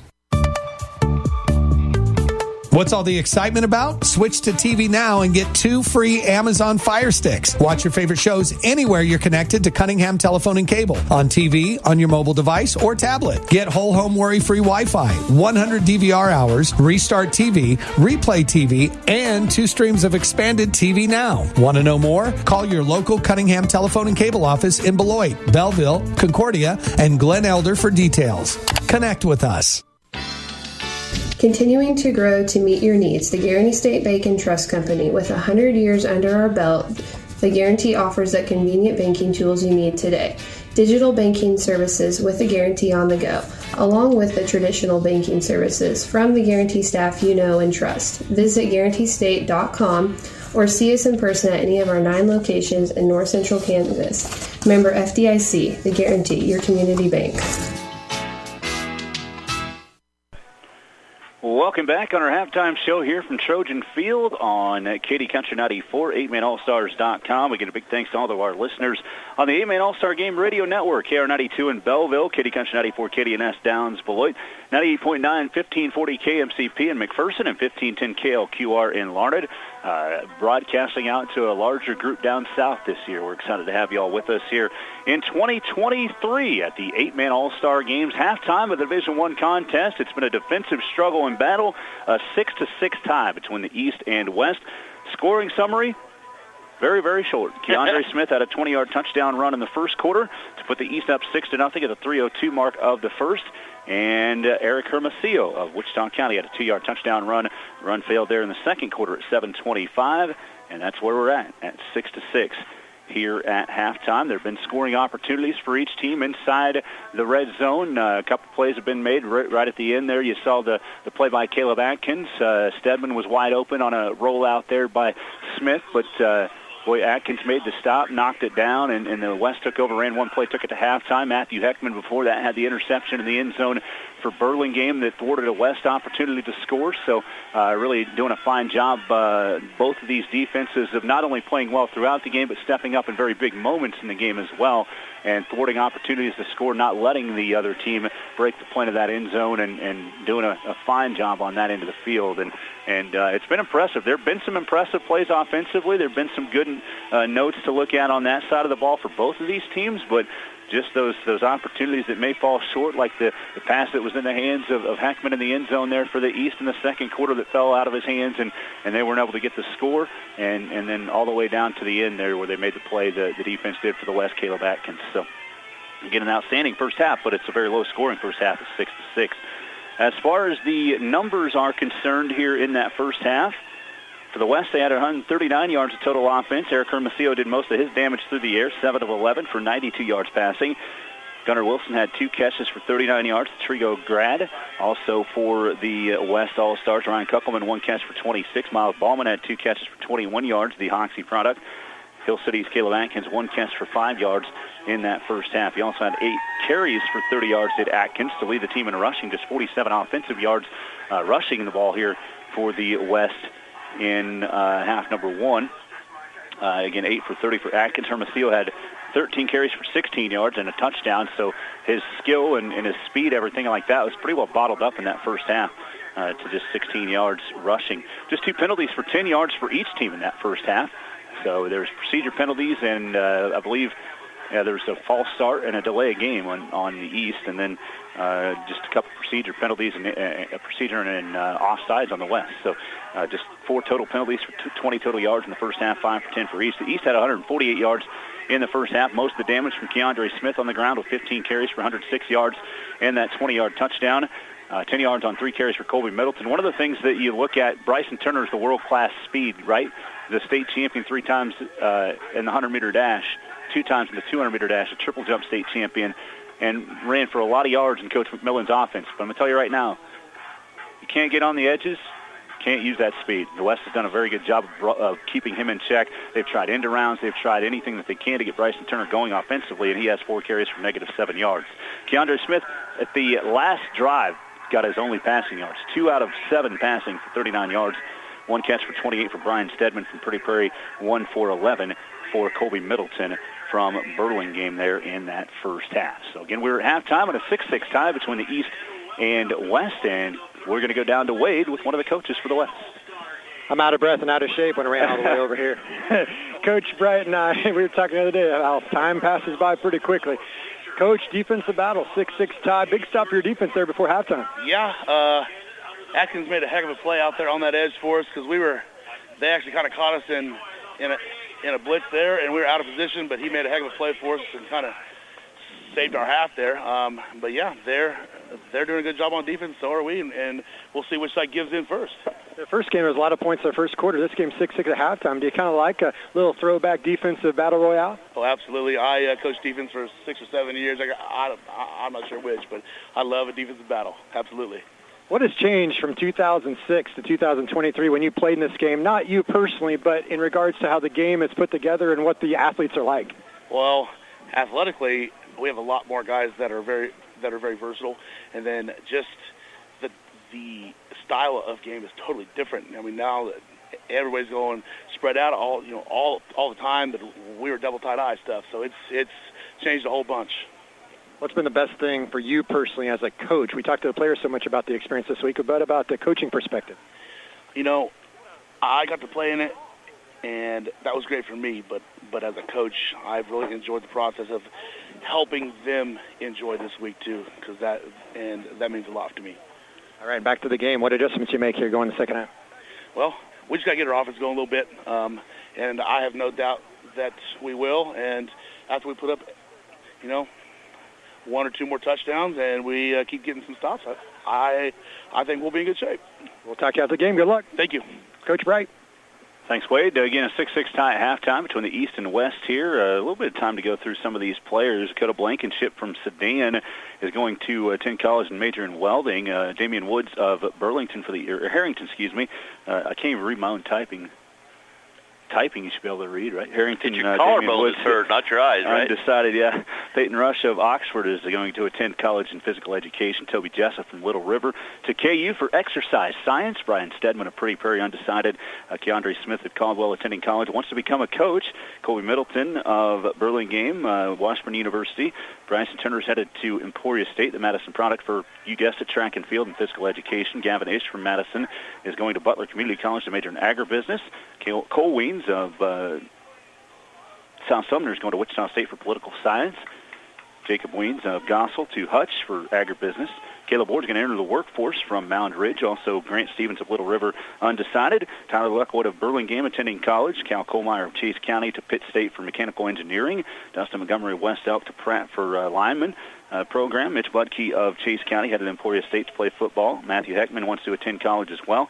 Construction management for Braxton Lafferty in college from Little River, and Evan Fairborn will attend college and play football. Didn't have a list of where he was going to college, but that is his plan here. And we'll tell you a little bit about the Division I West All-Stars as we go through the second half as well, and what they're expecting to do here at the next level. Gustavo Portillo is going to major in welding at Dodge City. We heard him today. Trent Long as well for the West, going to NCK Tech for HVAC there in Hayes.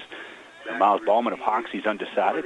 We'll tell you more about all those players as we get into the second half. Owen Day of Trigo is set to kick it off to start half number 2. It's a squib middle kick, and Lafferty actually picks it up at the 29-yard line and ends up going backwards. And taking him down was, again, Cordell Brown from Wichita County, who's coming to Beloit to NCK Tech to major in diesel technology. So Cordell had a chance to get out to NCK Tech here over the weekend and here this weekend and see where he's going to be living next year.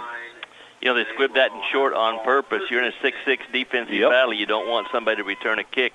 That was a strategic move.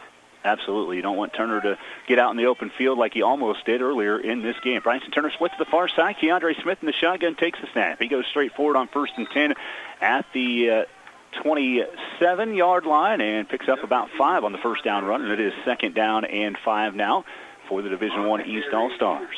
You got to love fans. They cuss the coaches for squibbing it, and then when you kick it deep and they return it for a touchdown, it's like, why are they so stupid to kick it to that fast guy? Well, you can't have it both ways. Not at all. 2nd down and 5 for the East. Turner split to the near side this time. Middleton to the right hip of Smith.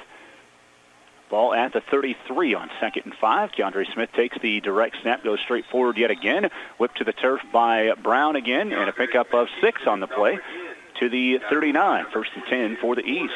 You know, those really good teams, those state championship teams, you're given their stats defensively, and talking about how many tackles they've gotten. People are like, well, that's not a whole lot of tackles. Well, because they go 3 and out or 2 and out, and an interception. And then they play half of a game, and they only play half of a game. Yeah, it's the production that you see and that matters. 1st down and 10 for the East again. Smith in the shotgun. Direct snap, straight forward yet again. Oh, took a hit as he was going to the ground. Coming in to finish off that time, I believe, was Rodriguez and or Hernandez, from Sublette. Still a 4-yard pickup, though, for Smith. It's 2nd down and 6. Hit initially by number 77.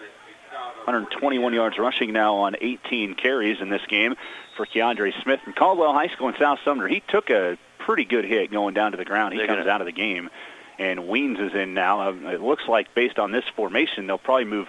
Middleton did play quarterback for Burlingame, so we may see him there, or they may be doing some direct snap stuff with Bryson Turner. Yeah, we'll see what they do here on 2nd down and about 6 to go. Portillo got a hold of him initially, big nose tackle. Yeah, like I said, then, I think Did you see the same thing I saw? Hernandez coming to finish it off. 2nd down and 6 now. They do put Middleton in at quarterback. Played quarterback at Burlingame. Boy, that snap got tossed up in the air. Middleton comes away with it. He's going straight forward. A big bowling seam ahead and inside the 10 and down to the 5-yard line. That thing popped up into the air and it ends up in a 32-yard run for Middleton down to the West 5. We've seen some crazy offensive plays today that were anything but execution that turned out big. It's hard enough defensively to stop these kids in these 2 games with all the talent out there, because 8-man is all about offense. And then you have a play like that looks like it's going to be a busted play, maybe a turnover. 1st and goal at the 5-yard line now for the East. In the Wildcat formation, Turner the direct snap. He takes it, gets a block, goes to the edge, has the 5, breaks the tackle into the end zone on the near side pylon. A 5-yard touchdown run for Bryson Turner of Madison, and the East reclaims a 12-6 lead with 9:56 to play in the 3rd quarter. Got to the outside, and, you know, when you have a little success up the middle and the defense has to collapse a little bit to compensate for getting gashed up the gut, then all of a sudden you get that speed to the outside, and if you get Turner to the outside, it's I don't know about game over, but it's definitely Mason Slater found out what it was from Clifton Clyde there. Here's a direct snap now. Turner trying to go the other way, gets a block, gets the edge in front of the far side pylon, takes it in for the 2-point conversion. East 14, West 6 with 9:56 to play in the 3rd quarter. The East reclaiming the lead here on the touchdown run and 2-point run from Bryson Turner. You know, it's a 8-man. You want to get your speed the ball, and first quarter not much was working, and I think the coaches are figuring out what's working now, because in the 2nd quarter you saw a couple scores and 2 or 3 almost scoring opportunities for them. So the offense is definitely picking up at this point. 6-6, they're 14-6 now, the lead for the East after the 5-yard touchdown run for Bryson Turner and the 2-point run. 9:56 here in the 3rd quarter. The East will kick off after getting that score. Again, it was kind of a busted play. Keandre Smith, by the way, still on the near sideline. He was talking to the trainer, Steve Schrader, who's been here for 29 years now. We'll see if he makes it to 30 next year. Yeah, lots of injuries he's taken care of over the years, and we hope that he just has a nice, easy day today with not a lot of activity. We'll go down to Wade real quick. Yeah, Mason Slater of Clifton Clyde is with me, the career leader at Clifton Clyde in interceptions. What's that say about you as a player and your team when you're able to pick off a lot of passes, set a record? I want to give all justice to my linemen, getting to the quarterbacks, making them have to throw a bad throw, and me just being there in the right place at the right time. What's the level of competition like stepping into 8-man all-star action? It's crazy good. You know, you've always wanted to have a super team and never thought it'd happen, but it finally did. What's it like for you to share this with your teammate, Seth LeClaire? And then we were asking him about what it's like to play for Coach Steinbrock, who's been very active, involved in the 8-man games for years. It's great. Seth's a great guy. He's a great player. He's a great teammate. Always picks me up when my head's down. I mean, he's just overall a great guy. And then Coach Steinbrock, what's he like? He's a great coach. Always disciplined us, made sure we were always staying in line. You know, just, yeah. And what's your future plans? I'm undecided at the moment. Whatever you decide, best of luck. Keep it going here in the second half. All right, thank you. West with the ball at the 15 after a touchback yet again from Coda Blankenship, kicking the ball out of the end zone. I don't know if it went over or under the goalpost or not. Hermosillo on a carry on first down gets 5 yards to the 20, and it's second and 5, for the West after the run by Hermosillo. 9:52 to play third quarter, a 14-6 lead for the East. Yeah, it was real close. Really nice kick, but set your defense up with good field position, so the offense has to go a long ways. Montgomery out of West Elk last tackle.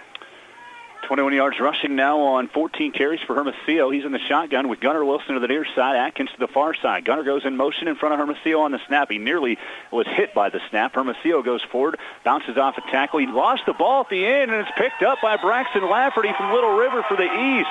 Will they say he was down or not?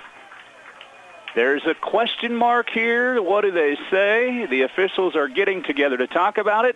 I believe they have marked him down. Nope, the East is yelling that they have it. It is a turnover, a fumble recovery for Braxton Lafferty at the 25-yard line with 9:43 to play third quarter.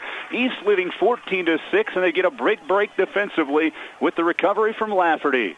And that's what I was going to talk about at halftime. Special teams or turnovers is what's going to get this offense explosion, or at least more points going in the second half. And we see Lafferty, that's a special player, and he wasn't satisfied with just making the tackle. He makes the strip and recovery. First and 10 now for the East. They have the ball at the West 25. They're set up in great field position. They keep Middleton out there. Actually, at quarterback on the direct snap, they stay with Bryson Turner. He goes forward across the 25 to the 23, a 2-yard pickup on the run play for Bryson. He got stuck pretty good there by Hernandez out of Sublette. He was just as he was going down, and yeah, they're gonna talk to him. I mean, it was a clean play. Yeah. He just came in, and I mean, the ball carrier's head is the first thing that you're going to see, and kind of hit him in the neck area, and just a good job by the officials to say, hey, watch where you're hitting him. Hernandez going to college to play football, the major in sports management. The Sublette product making the stop after a 2-yard pickup. Middleton gets the direct snap this time, comes on the near sideline and dives forward down to the 20-yard line, a 3-yard pickup, and it's third down and 5. Stapleton, and also in on the tackle there for the West was Drew Withington of Rawlins County. And you see Smith coming back out now, and definitely gives a change-up with the running style of the quarterback with Middleton out of Burlingame at 6'1", 205. Instead of trying to tackle all that quickness, you got the power. Both work. Good to see Keandre Smith back out there. 18 carries, 121 yards for the South Sumner quarterback from Caldwell High School. He takes a direct snap, wants to run again, quickly into the backfield, and getting away from a hold by Middleton that wasn't called, by the way, was Brown, and he makes the stop and going back 2 yards. Smith, fourth down and 7. Yeah. Did you see that? Yeah, I did. Okay. He had a blitz and had to be tackled to he is a linebacker, had to be tackled to keep from totally destroying the play in the backfield, but he did anyway. Between him and Lafferty, I'd hate to have to pick who the best linebacker is today. Big fourth down play here for the East in the pistol formation. Smith. Turner comes into the near side. Smith rolling to the near side. A block up front by Blankenship. Smith runs back to the far side, trying to get away from Day, and cannot. Oh, and knocked the ball loose. It's picked up by Hernandez on the far sideline. Down the sideline to the 20, 15, 10, 5. Touchdown. A 57-yard fumble return for a touchdown by the Sublette product, Miguel Hernandez, to get them back within 2 at 14-12. And just a great tackle and popping the ball out. If you don't do that, you're obviously not going to get the fumble recovery and the touchdown. So huge play. And like I said about 3 minutes ago, it's going to be turnovers, special teams, and it's the turnovers that's changed how this game is going, and that's just being more active. So we have a 2-point conversion coming up here for the West, and then we'll go down to the sideline as we have Hermosillo. Is he stepping under center? I don't think we've seen this yet in this game. Hermosillo under center with Atkins behind him. Play action, wants to throw. He ducks out of the throw, has some room on the near side, in front of the near side pylon for the 2-point conversion to tie the game at 14. Eric Hermosillo with a 2-point run. 7:37 in the third quarter. East 14, West 14. Let's go down to the sideline with Wade. All right, the man of the moment, Miguel Hernandez of Sublette. Well, the Smith kid, man, he's tough to tackle, and he eluded about 4 or 5 of you, and then all of a sudden a hit and the ball's free. Oh, you're seeing all green in front of you, weren't you? Yeah, I got to credit my teammate. That's a heck of a play right there. I'm just there helping my teammates out, and I was there. Perfect moment, perfect hit, perfect scoop, and I'm there. And thank the glory, the man of God, too. It looks easy, but you've got to pick up the ball first before you can score. How many times do you see a guy bobble it and then maybe kick it out of bounds? You had to do that first. Well, I'd be lying if I really told you I wasn't really thinking about that when I was getting the ball, but, I got it and saw nothing but green ahead, and I took off. What a moment for you. That's something that you'll never forget. Have you ever had a kick, some kind of defensive touchdown, recovery interception for 6? I've had a pick 6 and all, but not a scoop and score, so that was great. And not an all-star game either. No, sir. What are your future plans after today? We'll go up in Dodge City Community College in July and study and play football there, so I'm excited. What has this week meant to you personally? Man, it's been a blast. We put our bodies through a lot, but I wouldn't do it with anyone else. These are my brothers right here, and one of the best weeks of my life, so I'm just blessed to be here. Congratulations. Thank you. And he just changed the game with that play as well. 7:37 to play, third quarter, 14-14 tie. Travis Calloway was telling me from Spearville that he's one of the guys that actually advocated for Hernandez to be in this game, and I bet he's glad he did that now. Lafferty off of his little squib kick returns it. There's a penalty flag out late here at the 32-yard line, so we'll see what the call is here. I don't know if there was a high hit or if this was on the east. It looks like it was holding on the east. So that's a 10-yard penalty from the spot of the foul, which is the 31. So the East should start first and 10 at their own 21-yard line here on this possession. 7:32 to play third quarter and a 14-14 tie. I'm looking at the All-Star game records. Longest fumble, recovery, return, 31 yards. Tyson Flax, Ransom, 1995. I had it 53 yards. I don't know what the official is going to be. 53, 57, whatever it is, that's more than 31. So that is a record. Yes, it is, absolutely. In the excitement, it's tough for me to always see the actual line that they pick it up on. So, yeah, 53, 57, whatever it is an 8-man All-Star record for the longest return for a touchdown. The West getting in the backfield quickly on an East first down play, as it was Turner on the carry.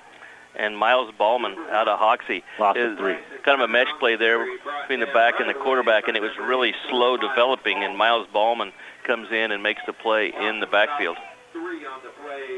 So it is now second down and 13. Smith in the shotgun. One receiver to the far side, one to the near side. That's Weens.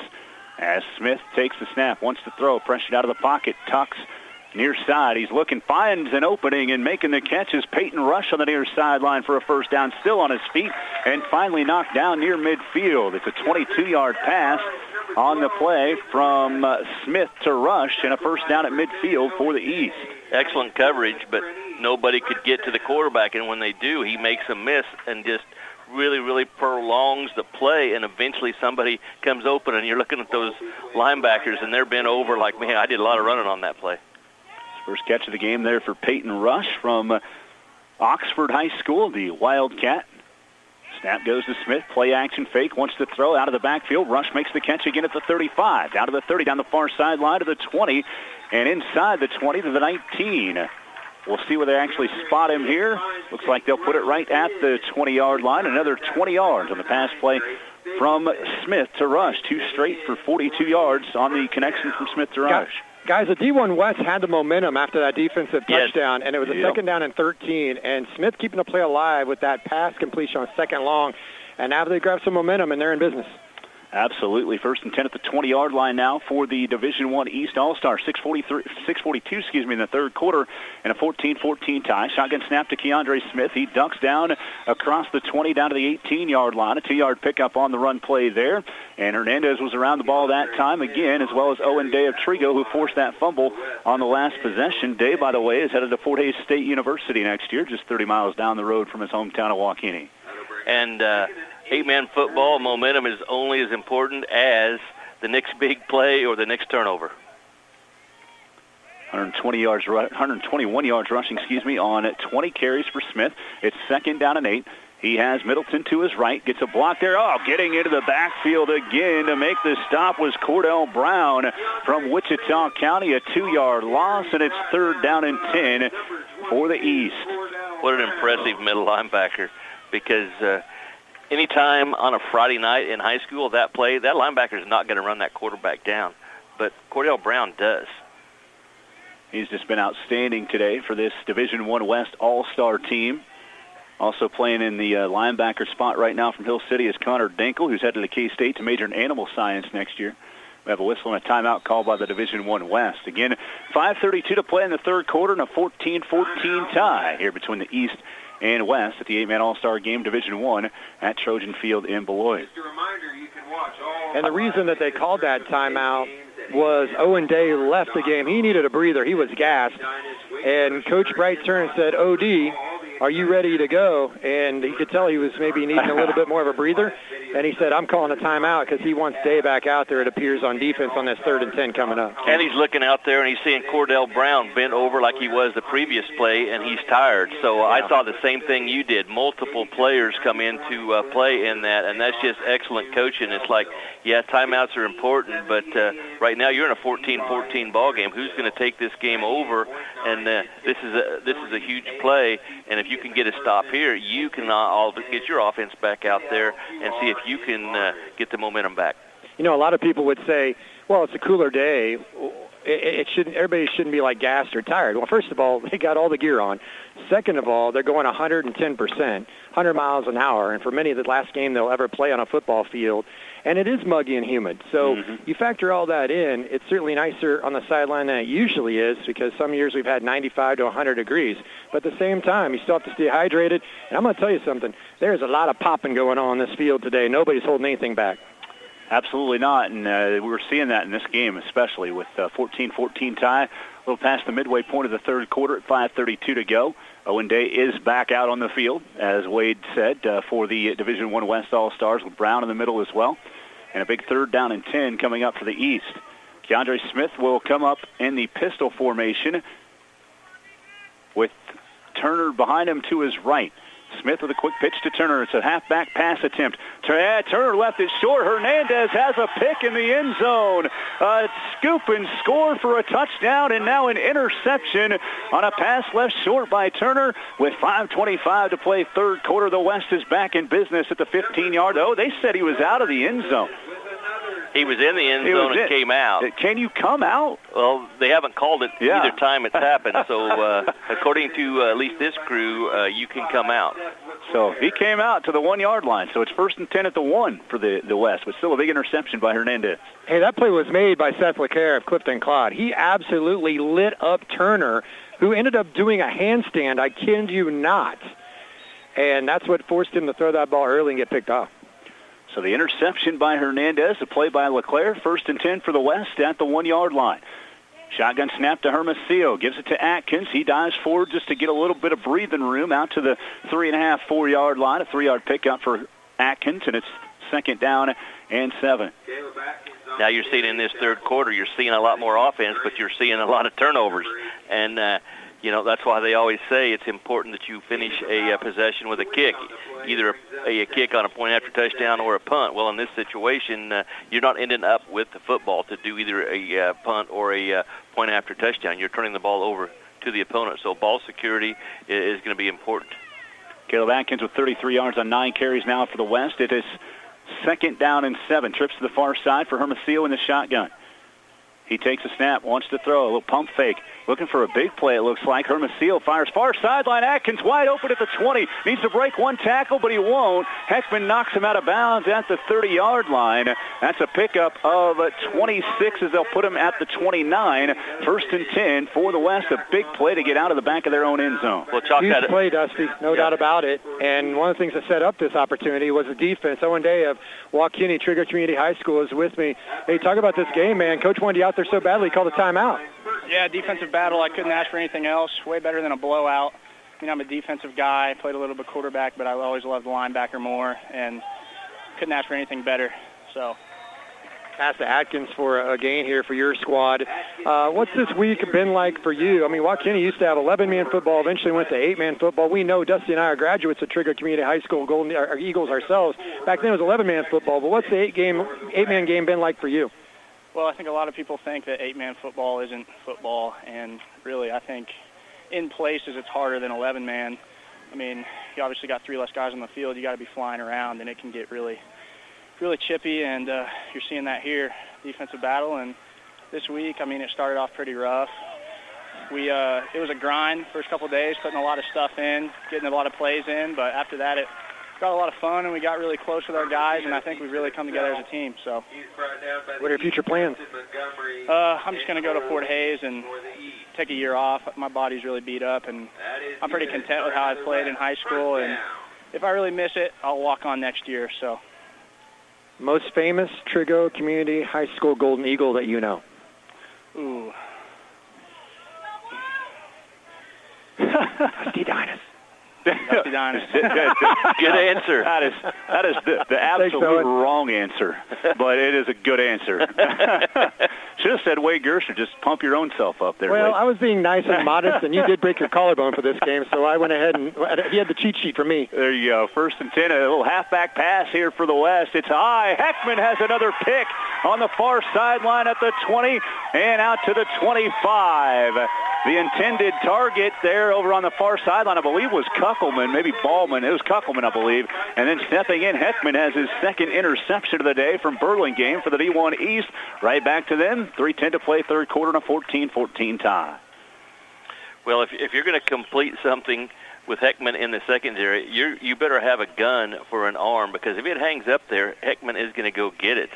Evidently, nobody must have thrown the ball against them in the fall, because if he only had 8 interceptions, he must not have had too many opportunities. All 8 times. People were smart enough to throw away from him, which I don't know how you throw away from him. Yeah, you can't. 3:10 in the third quarter as Heckman gets his second pick of the game. The snap goes to Turner. It's a keep. Bryson nearly had that ball ripped out of his hands there, but Bryson gets out to the 30-yard line on a 4-yard pickup, 2nd down and 6. 4 turnovers for the West right now, but it has not really hurt them in the end, because they have a turnover of their own that they returned for a touchdown. Yeah, the third quarter's just been a turnover fest, and the trick plays are coming back to bite these teams, because there really wasn't much a threat for a run on that, so it was really an easy read for the secondary. Keandre Smith in the shotgun, 2 receivers the far side, 1 to the near. Smith wants to throw. It's a pass over the middle to Middleton, who makes the catch at the 35 to midfield and ducks over the tackle of Slater down to the 38-yard line, we'll say. That was a pickup of 12 on the pass play and a first down for the East. Yeah, and that was a smart play. Comes up and tackles at the ankles, because he was giving up about 60 pounds on that contact. So that's your advantage when you're the little guy in the secondary, and you got those big fullback-type receivers coming out at you. Just get them below the knees. First down and 10 for the East All-Stars. They have it just inside the West territory at the 38. Smith hands to Middleton, who has nowhere to go. Cordell Brown in the backfield. It seemed like before the snap that time. It's a loss of 4 on the play, and it's 2nd and 14. Yeah, defensive players. You got the 2 huge plays for Hernandez, but then you got just nonstop play after play. You got Brown and you got Heckman that have just dominated from their defensive spots. Day's having a day, too, with the ball knocked out. He's been doing good at linebacker. This is a great defensive game that we're witnessing here today. 2nd down and 14 for the East. Smith goes far side on a pass to the flat to Turner. Breaks the tackle. There's a penalty flag out on that far side. Another one comes in late. It's 2nd down, and it's 3rd down and 14, if ever 3rd and 15 if this play stands, but we'll see what happens in the meantime with 2 penalty flags down. Probably a hold and some type of illegal formation, somebody downfield. Illegal man downfield, but there's a second penalty. The illegal receiver downfield is the call. That I don't know if it was the same penalty or they're talking about something down on the field right now, so I'm not 100% sure about the action that's taking place here. It looks like that's the only penalty is the illegal man downfield, and they waved off the other one. So both of them, whatever it was, they waved it off, and both of them called them probably. Yeah. So they'll actually waive off the penalty and then decline the penalty. to set up 3rd down and 15. Yeah, after all that, no penalties, 3rd and 15 for the East because they lost a yard on the play. They waved it off because they threw it to him behind the line of scrimmage is why they waved that off. There were guys downfield, and I don't know what the other penalty was that they waved off because they didn't show. They just said we're going to go on for 3rd down. Here we go, 3rd and 15 for the East. 1:20 to play, 3rd quarter. Clock runs with a 14-14 tie. Smith in the shotgun, Middleton to his right hip. Turner comes in motion behind the backfield. Smith keeps. Thought he was going to get away from the tackle initially, but hanging on to make the stop. Trent Long from Hill City. That's a 5-yard pickup, and it is 4th down and 10 now for the East. Trent Long will go to Hayes and do the HVAC program there at NCK Tech. Yep, usually he's quick enough to just get up under that defensive end, and then he's got huge yards. But that's a 6'6" athletic defensive end with a wingspan that gets a hold of him before he can get the speed going and get the huge gain. 124 yards rushing for Smith in this game, but only 18 in this 3rd quarter. 34 seconds to play in the 3rd, and there's a 14-14 tie. Smith in the shotgun, one receiver to the far side, one to the near side. Smith, play action, rolling to the far side, wants to throw, lobs one over the top. Middleton's there, but he can't reel it in. He heard footsteps from behind coming there from Graydon Stapleton, the Meade corner, and the ball falls incomplete. And a turnover on downs gives it to the East. Graydon Stapleton of Meade, by the way, is going to do track and field in college, and coming up with a nice play there, getting, I think, Colby Middleton a little bit rushed there on that attempt, and it's a turnover on downs. The West takes over. Turnover didn't hurt him again here on that last possession. But this I'm on the sidelines here with Brian Stedman of Pretty Prairie. Had a big catch earlier in the ball game. Man, this is nip and tuck. This is what All-Star Game is supposed to be like, isn't it? Yes, sir. It's supposed to be best out of the best, so it should be real tight. What went through your mind when you heard you were selected for the 8-man All-Star Game? Man, I was just so grateful. It was a little rough season, but I'm glad I'm out here playing with all these great guys. They're all great. Yeah. Stay with us here. Hermosillo on the keeper up the middle there, inside the 35 and down to the 33. Looks like he's got right at enough, or is he just short? We'll call it a 9-yard carry, 2nd down and 1. Yeah, only 2,560 players have played over the years since 1986 when this game started. You're one of those guys. What's this week been like for you personally? Man, it's been great. All these guys are so awesome. I made lifetime memories just being able to hang out with them all week. It's been great. What's the favorite thing that you had this week? Anything that happened off the field was your favorite? Probably just being able to hang out with all of them, probably. They're great guys. What's your future plan? Going to HCC for business management and entrepreneurship. Best of luck to you. Thank you, sir. And Brian Stedman from Pretty Prairie there to end out the 3rd quarter as the clock runs out here in quarter number 3. It's a 14-14 tie between the East and West. We take a timeout. We're back with the 4th and final quarter in 1 minute on the Kansas 8-Man All-Star Radio Network. Your tire headquarters is Thompson's OK Tire in Beloit. For light truck to car to tractor, if it's a tire you need or if it's tire related, like balancing or repair, stop by Thompson Tire. Plus, they can align your car's front end and save the life of your existing tires. For new tires and wheels, see the staff at Thompson's OK Tire in Beloit, a proud supporter of the Beloit Trojans and the St. John's Tipton Blue Jays. Wishing them good luck this season.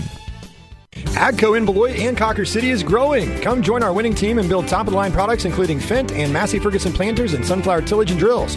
Multiple full-time positions available for first shift, including fabrication, weld, assembly, and material handling. No weekends required. AGCO offers a $2,500 sign-on bonus for welders and a $1,000 sign-on bonus for all other employees. We provide excellent wages, paid time off, 401k with company match, and more. New hires qualify for pay advances during the first 30, 60, 90 days. Looking for a new start with a great company? Apply at careers.agcocorp.com. 1 quarter remaining here in the 8-man Division I All-Star game. The East and West knotted at 14 here at Trojan Field in Beloit. The West will have 2nd down and 1 when we resume play. We'll tell you a little bit more about the West All-Stars. Mason Slater of Clifton Clyde is set to enter the workforce. Also, Ryan Kuckelman from Maxville, attending college to major in marketing. We heard Seth LeClaire. He's headed to Butler Community College from Clifton Clyde to play football. Braden Polifka of Quinter, again, a most inspirational player. Jerry Slayton Award winner from Quinter there. He's going to Baker for football and major in business management. Connor Dinkle, as we mentioned, going to K-State from Hill City. Gunnar Wilson of Trigo going to K-State Salina to do the pilot program. Eric Hermosillo will head to Fort Hays State University. Caleb Atkins to Washburn for exercise and rehab. So just some of the 8-man Division I West All-Stars and where they're headed next year. A second down and 1 coming up for the West to open the fourth quarter. One receiver to the far side as Caleb Atkins goes in motion. Pump fake by Hermosillo over the middle. Kuckelman reaches out but can't quite get it. Taking a shot for the big play there on second down and 1. They have one more down here to get the yard and move the sticks. It's incomplete down around the 10, and it is now 3rd and 1 for the West at the East the East 33-yard line. Hermosillo did a good job with his eyes and his pump fake to get the receiver open. Because he did that, Heckman was flowing towards the far side, and you had the receiver wide open down the middle. Just missed him. 3rd and a yard for the West All-Stars. Hermosillo again in the shotgun. Atkins to his right hip. Cade Wilson near side. Gunnar Wilson far side. Hermosillo hands to Atkins. He's got enough for a first down. Breaks into the open field. Dives forward down to the 21-yard line. A 12-yard pickup on 3rd and 1 for Caleb Atkins, the Hill City product. And it's a first down for the West at the East 21-yard line. When Atkins has got the ball, he's got to the outside a couple times, and then very well blocked on that play, picking up a huge 3rd and short. First down and 10, as we mentioned, at the 21 for the West. As Cade Wilson heads to the sideline, Tarika is back in as a tight end on the left end. Actually, Wilson's still split out to the far side on the field. Hermosillo, the lone setback, takes the shotgun snap at the 20. Over to the far side, gets a block from Wilson and blitzed out of bounds. There's a penalty flag. May have been an illegal block on the end of that left side for the West, as it is about an 8-yard run by Hermosillo, but it's coming back on a hold. Yeah, Cal Kohlmeyer out of Chase County got held on the play. He was celebrating right at the point of attack. It makes it easier to get the corner when you grab the guy that you're blocking. So it sets up now. Thanks for tuning in to the 8-man. Sets up first down and 21 now for the West. In the shotgun, Hermosillo trips to the near side. Or Tariq has Cade Wilson and Atkins. Nobody to the far side. Hermosillo's by himself again. A little hesitation move. Goes forward. Kohlmeyer makes the hit right at the initial line. No gain on the play, and it's second down and 21 now for the East.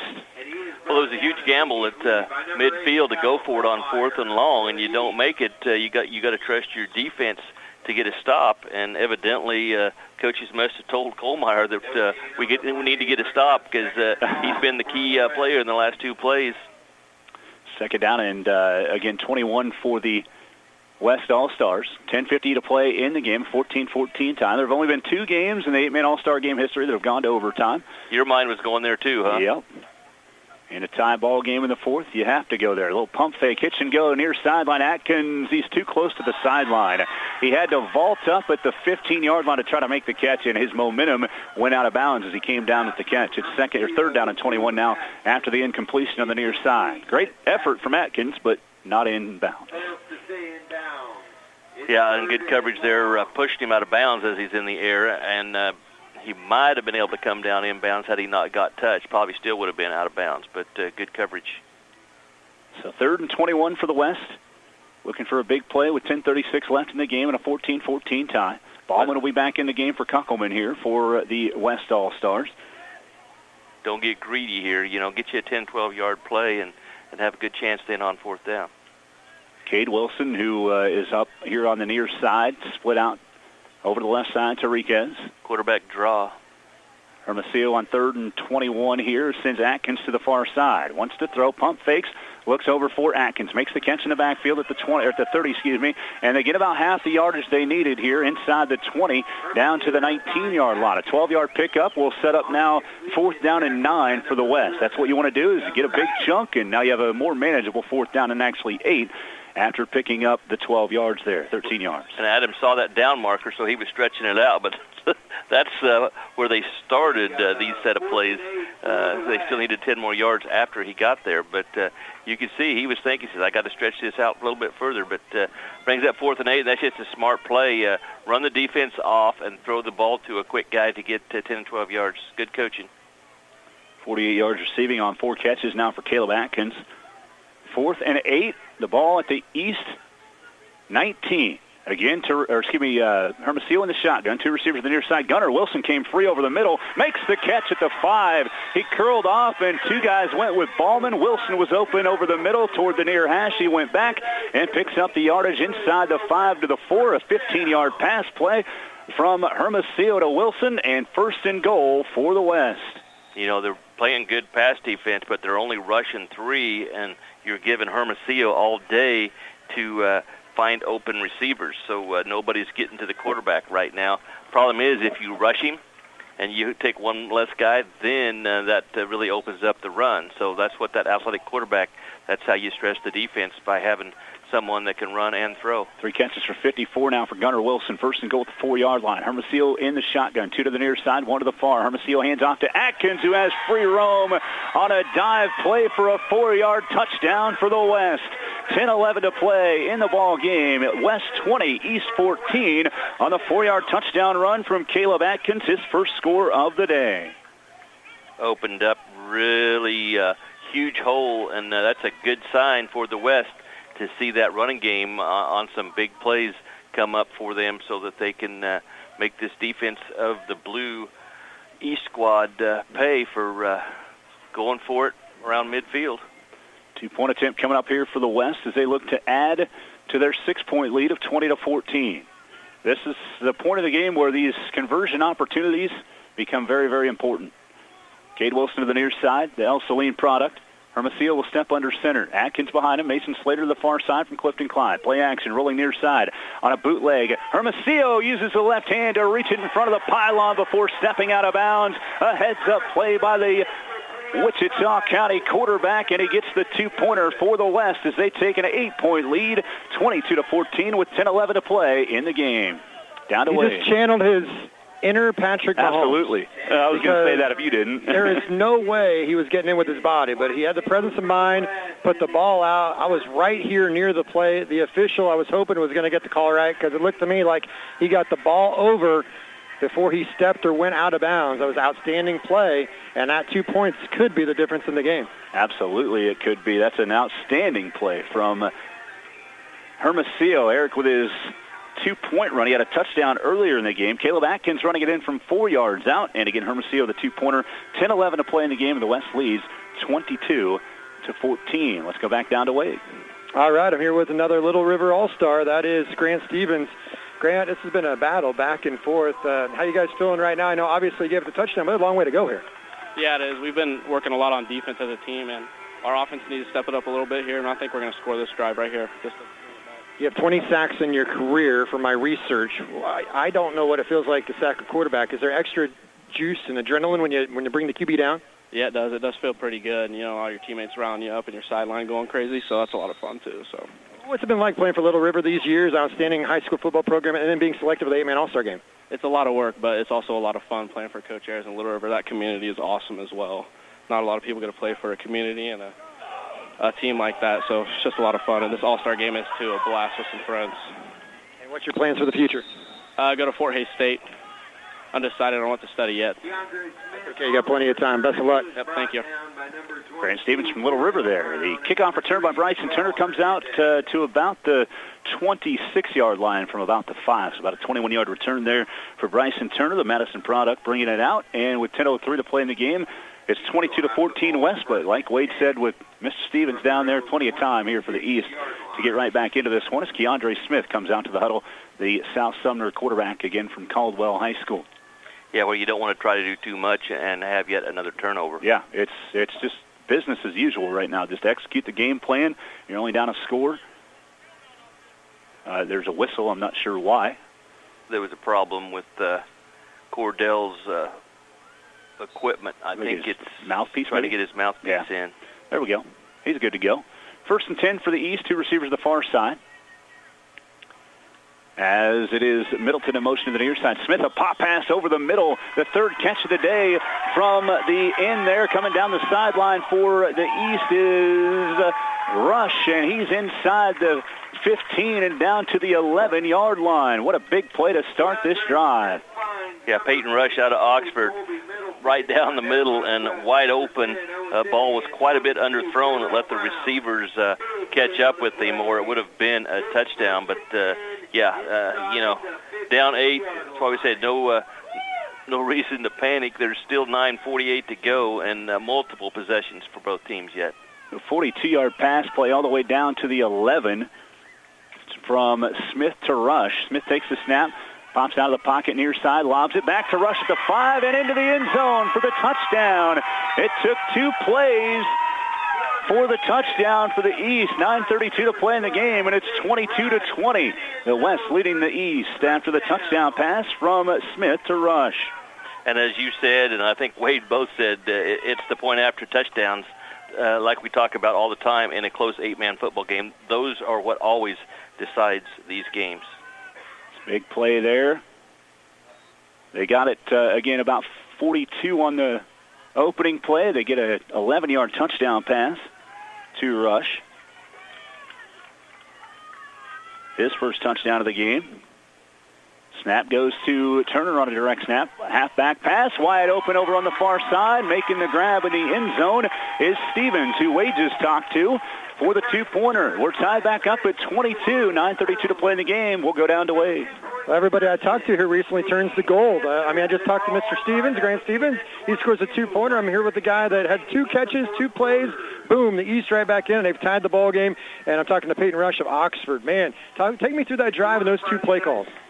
We called a wide berth there. Just ran my route. Good ball by Keogh. I just got it and ran. Same thing with the next ball. Cross route. Just got the football and ran. What's it like to play with a quarterback and buy that extra time? Makes your job a little bit easier, doesn't it? Yeah, makes it a lot easier. Quarterback can throw, and we got time from our line. So, what would a win mean for you guys here in the All-Star game? It mean everything. We've been working too hard to not. What's this experience been like for you? It's been great. One of the greatest things I've ever done, including the sport. What went through your mind when you were selected for this game? I was excited. That's about all I can explain. I was just ready to go, man. Absolutely. I got one more game in me. Yeah, that's awesome. And what are your future plans after this? I'm going to Heston College to play baseball and major in physical education. Best of luck and keep it going. Appreciate it. Thank you.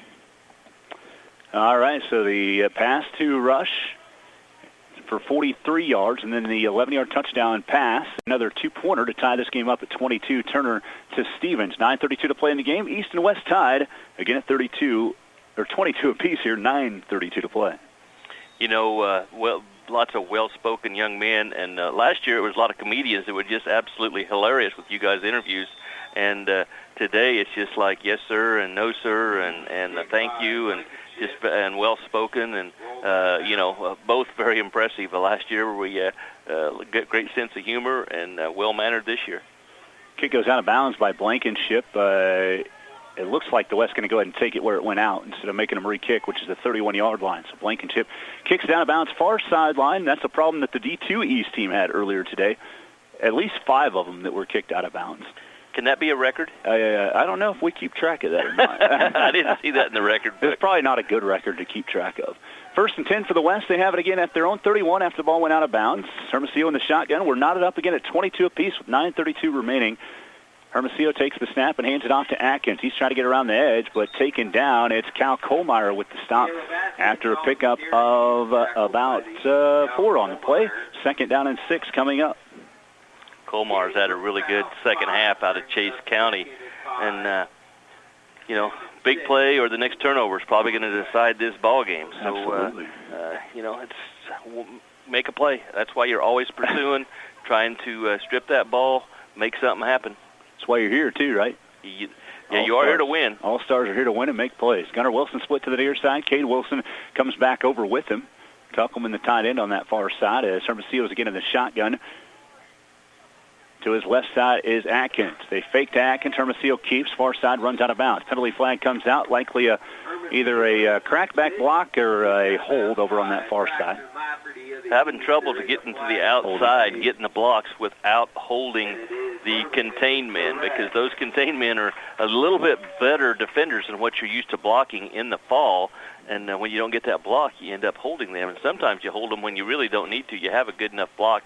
You just have to learn when to let them go and let your speed get to the outside. We've heard Cade Wilson's name a lot here from El Saline. He's going to attend college to play football and major in exercise science. He's not had a lot of balls thrown his way here in this game, but still an all-star and has done a great job here for the West. Hermosillo in the pistol with Atkins behind him. Pitch to Atkins, and he barely reels it in. He's lucky that he even just caught the ball. They're going to lose some yardage on this play after that penalty set up. It was 2nd down and 16. It'll be 3rd down and 18 now after a 2-yard loss on the bobbled pitch by Atkins.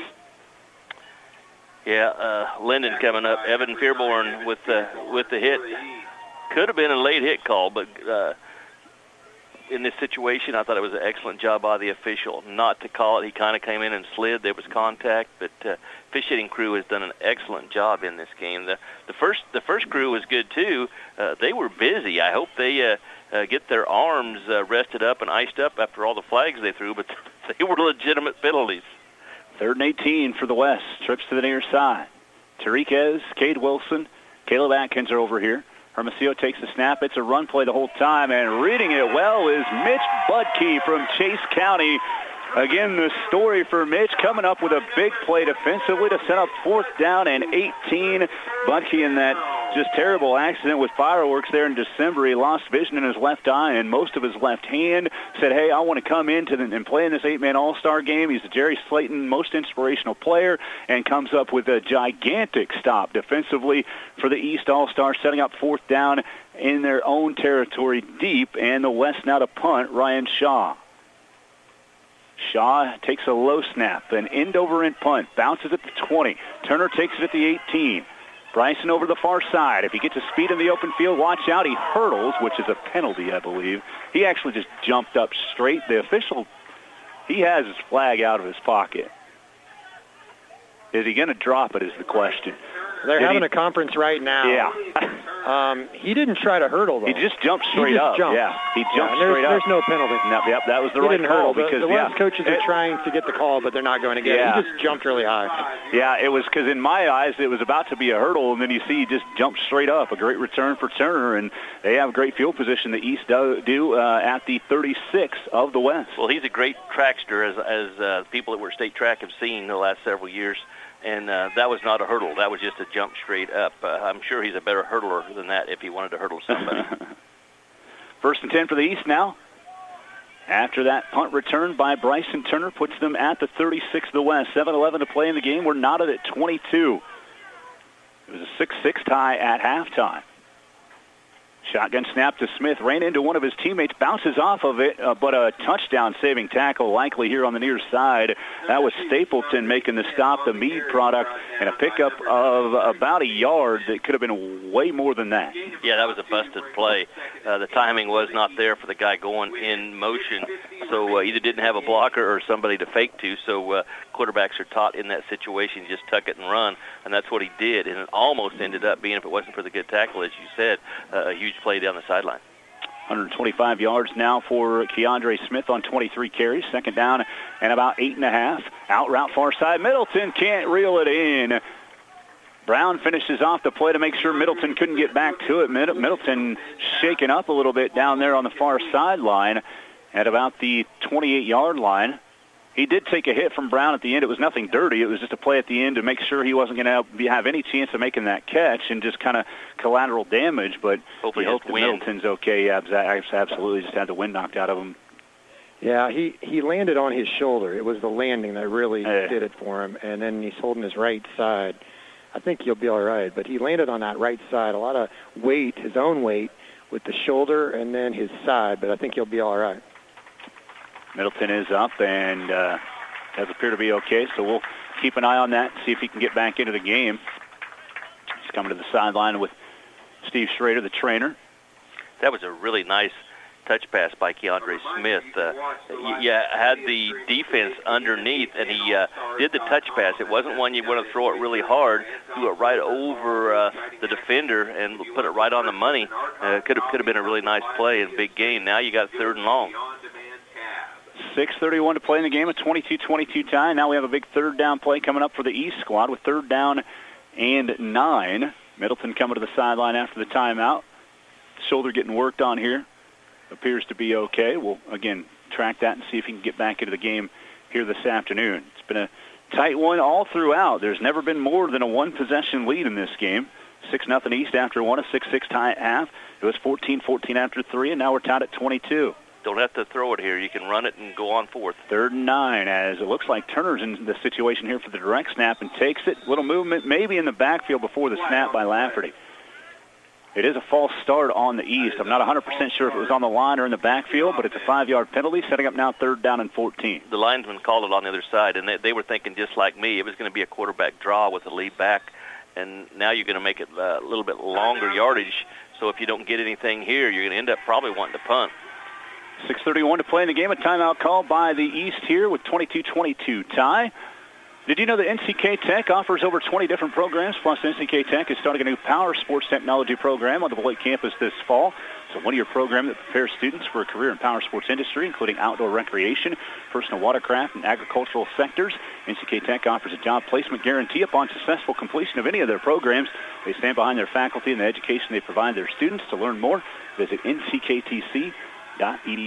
And thanks to NCK Tech for being on our scoreboard today on the live video stream here today. Colton Adolph helping with the stream, as well as Wade Groenwaller on the camera. Hope everybody's enjoyed that live video stream today. Again, if you'd like to purchase a copy, if you're listening or want to let everybody know here, you can go back to the Beloit Trojan channel and 8manallstars.com. Click the link you clicked today. Go to the On Demand tab, and you can purchase a copy of today's broadcast and webcast of the 8-man All-Star games. Again, the Division II All-Star game earlier today went to the East 54-22. Here in the second game, it's a 22-22 tie with 6:31 remaining in the contest. The East talking things over with a 3rd down and 14 about coming up here out of this timeout. What are you drawing up here, Todd?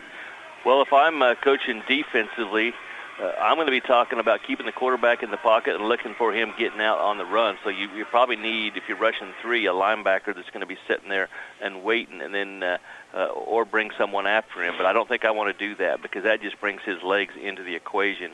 I'm going to make them pick up the yards throwing the football, but I got to be ready for him to run.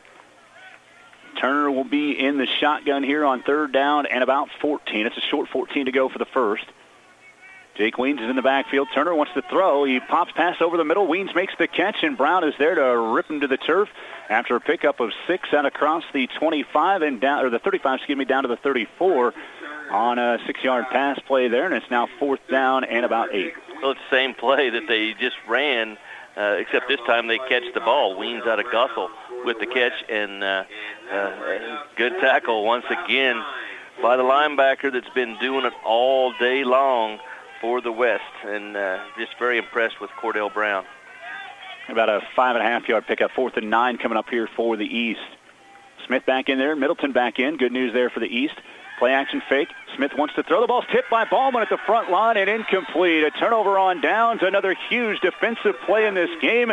It's Miles Ballman getting a hand up there on the right end, the Hoxie High School product. And a big play there for the West squad. Turnover on downs. They take over at their own 34-yard line, 1st and 10. And if he doesn't get his paw on that, it's going to be excellent coverage on the play by Hernandez, and the tackle would have been made quite a few yards short of the yards to gain. 5:51 remaining in the game now. It's 1st and 10. We'll go down to Wade. Yeah, with Gustavo Portillo, he is on the defense to help make that big stop right up the middle. Got some pressure, big play. What did you guys see there?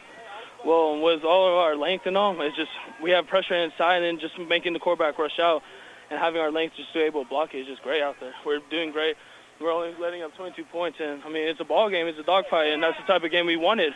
We didn't want no blowout. This is a great game, fun game for us. Atkins with a nice run after initial contact.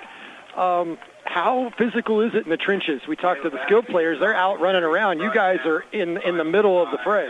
Oh, it's physical. That's why they call it the trenches. You know, we have slants, defensive slants everywhere, offensive line making adjustments. The trenches are different. No, some people need to experience it to know how it feels. I can tell that you love it. I could just see it. I love it. I'm having a great time this game. It's just fun. It's just a dogfight, like I said, and we're just having so much fun out there. What's your future plans? I'm going to Pratt Community College for welding. Best of luck to you. Congratulations on being here. Thank you. Have a great day. 2nd down and 3 for Hermosillo on the direct snap, and he gains a yard there, setting up 3rd down and 2. What a read by Mitch Butke out of Chase County. He was there so quick, and reads the guard pulling, and so he knows to attack that. And he is so athletic at that linebacker position. And, you always come out of these games saying there's a position that was just dominant. It's the linebackers on both teams in this one. So, again, about a half yard to a yard picked up by Hermosillo. A long 3rd and 2 here. 2 receivers to the near side as Atkins goes in motion to the far. They pump fake, a pass over the middle. Kuckelman wide open across the 20 and down inside the 15. A great pop pass there that covers, if I can do math quickly, almost 30 yards on the pass play. Well, they figured out that those pump passes in the eyes of the quarterback, you have to get the free safety out of the play, because in the first half, Heckman was destroying all the plays downfield, either knocking them down or intercepting them, and they're doing a really good job of creating movement from him, getting him out of that free safety spot with thinking the ball's going to the flat and then hitting somebody over the middle. Mitch Budke had to check out of the game. His club came off his left hand. They're trying to tape it up. So a good defensive player, one of the best on the field today, is out on this play. 26 on the pop pass down to the 13-yard line. 1st and 10 here for the Division I West. Hermosillo fakes the handoff to Gunnar Wilson, keeps far side, breaks a tackle at the 5, spins inside and down to the goal line and into the end zone on the far hash. Hermosillo takes it in from 13 yards out for the West, and they lead it 28-22 with 3:54 remaining in the ball game. The second touchdown run of the game for Eric Hermosillo. Interesting that you bring that up and see that, Wade, because that's right where they ran the football, is where he went out. So a astute observation there, and the West has a chance to extend their lead to 8 again here on a 2-point attempt. Gunnar Wilson to the far side, Caleb Atkins to the near. Cade Wilson switches and goes far. Gunnar comes near in motion. Now Atkins in motion ahead of Hermosillo. They fake the handoff. It looked like it was going to be a shovel pass. Hermosillo just ducks out and throws it incomplete on the 2-point attempt. 3:54 to play in the game. The West has regained the lead, though. 28-22 the score in favor of the Red Squad. D1 West over the D1 East here in Beloit at Trojan Field. Big score there for Eric Hermosillo. Yeah, I think probably had forward progress called on that play, so and it's point after touchdown anyway. So as a quarterback, we saw that in the first game. Just get rid of it, and so hopefully somebody makes a miraculous catch. But so now you put yourself in a good situation, other than you didn't get the point after touchdown. So with almost 4 minutes to go, 3:54, that's plenty of time to move down the field, as we saw the last time they had the ball, they were able to move the football. So right now, it's going to take one more big play by somebody, either offensively get the score and the point after touchdown, or defensively get the stop and 1 or 2 first downs, and you can clinch the win. West leading it now again, 28-22, 3:54 to play. Tell you a little bit about the rest of these West guys. Cade Wilson again going to football, or to attend college to play football exercise science. Also, Braden Polifka going to Baker to play football. Gunnar Wilson, we told you about, going to K-State Salina. Ryan Shaw from Hoxie going to K-State there in Manhattan. Drew Withington from Rollins County, University of Nebraska-Kearney to play football. Brandon Quattles is getting an education at Kansas State University. And Romeo Tariquez will go into feedlot management in college. Tariquez here from Wichita County as well.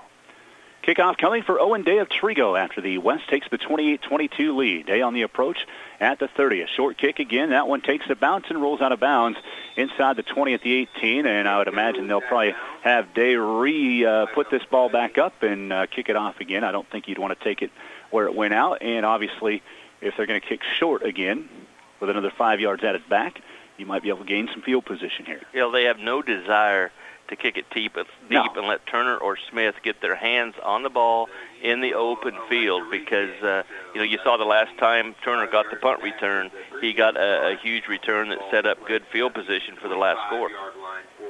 3:54 to play in the game now as Day re-tees it up at the 25. Turner and Smith back to return, but again, likely not to get a chance here.